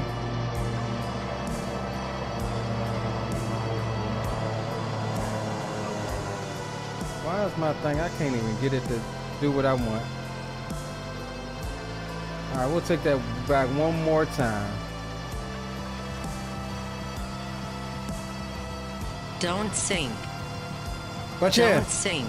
I hope each and every one of you has an awesome start to your week. An awesome Monday. As you go out and begin your work week, stay safe. Keep your eyes turned skyward. We'll see you a couple more times this week. Put some more action here on the channel. Again, knock out that subscribe button so you don't miss out.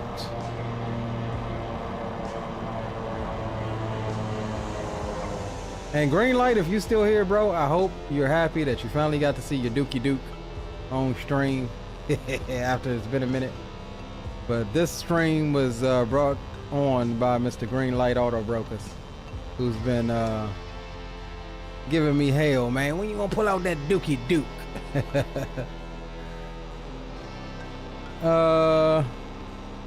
Everyone, Leo will be hosting a rave at Bar's big backyard at Flight Sim X.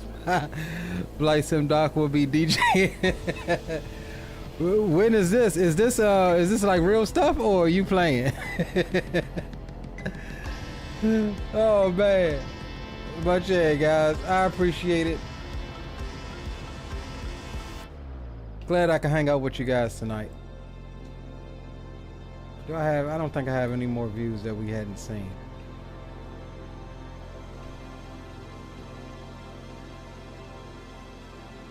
So here, we're gonna go down and get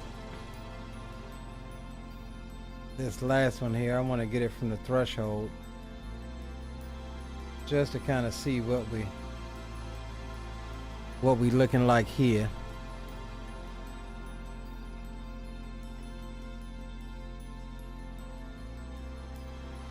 All right, let's run this back one more.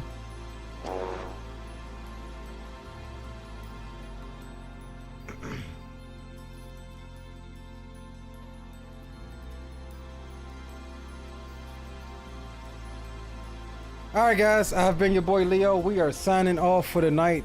Have a safe night. Rate 500. And we'll catch you on the next one. Peace.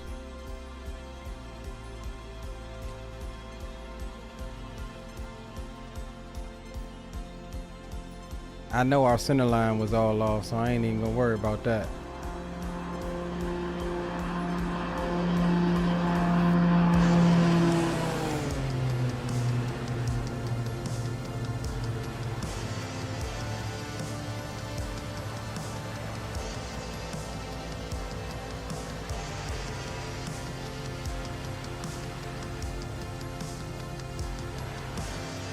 Well, wait. Hey, Green, I'm about to call you. I'm going to call you as soon as I end this.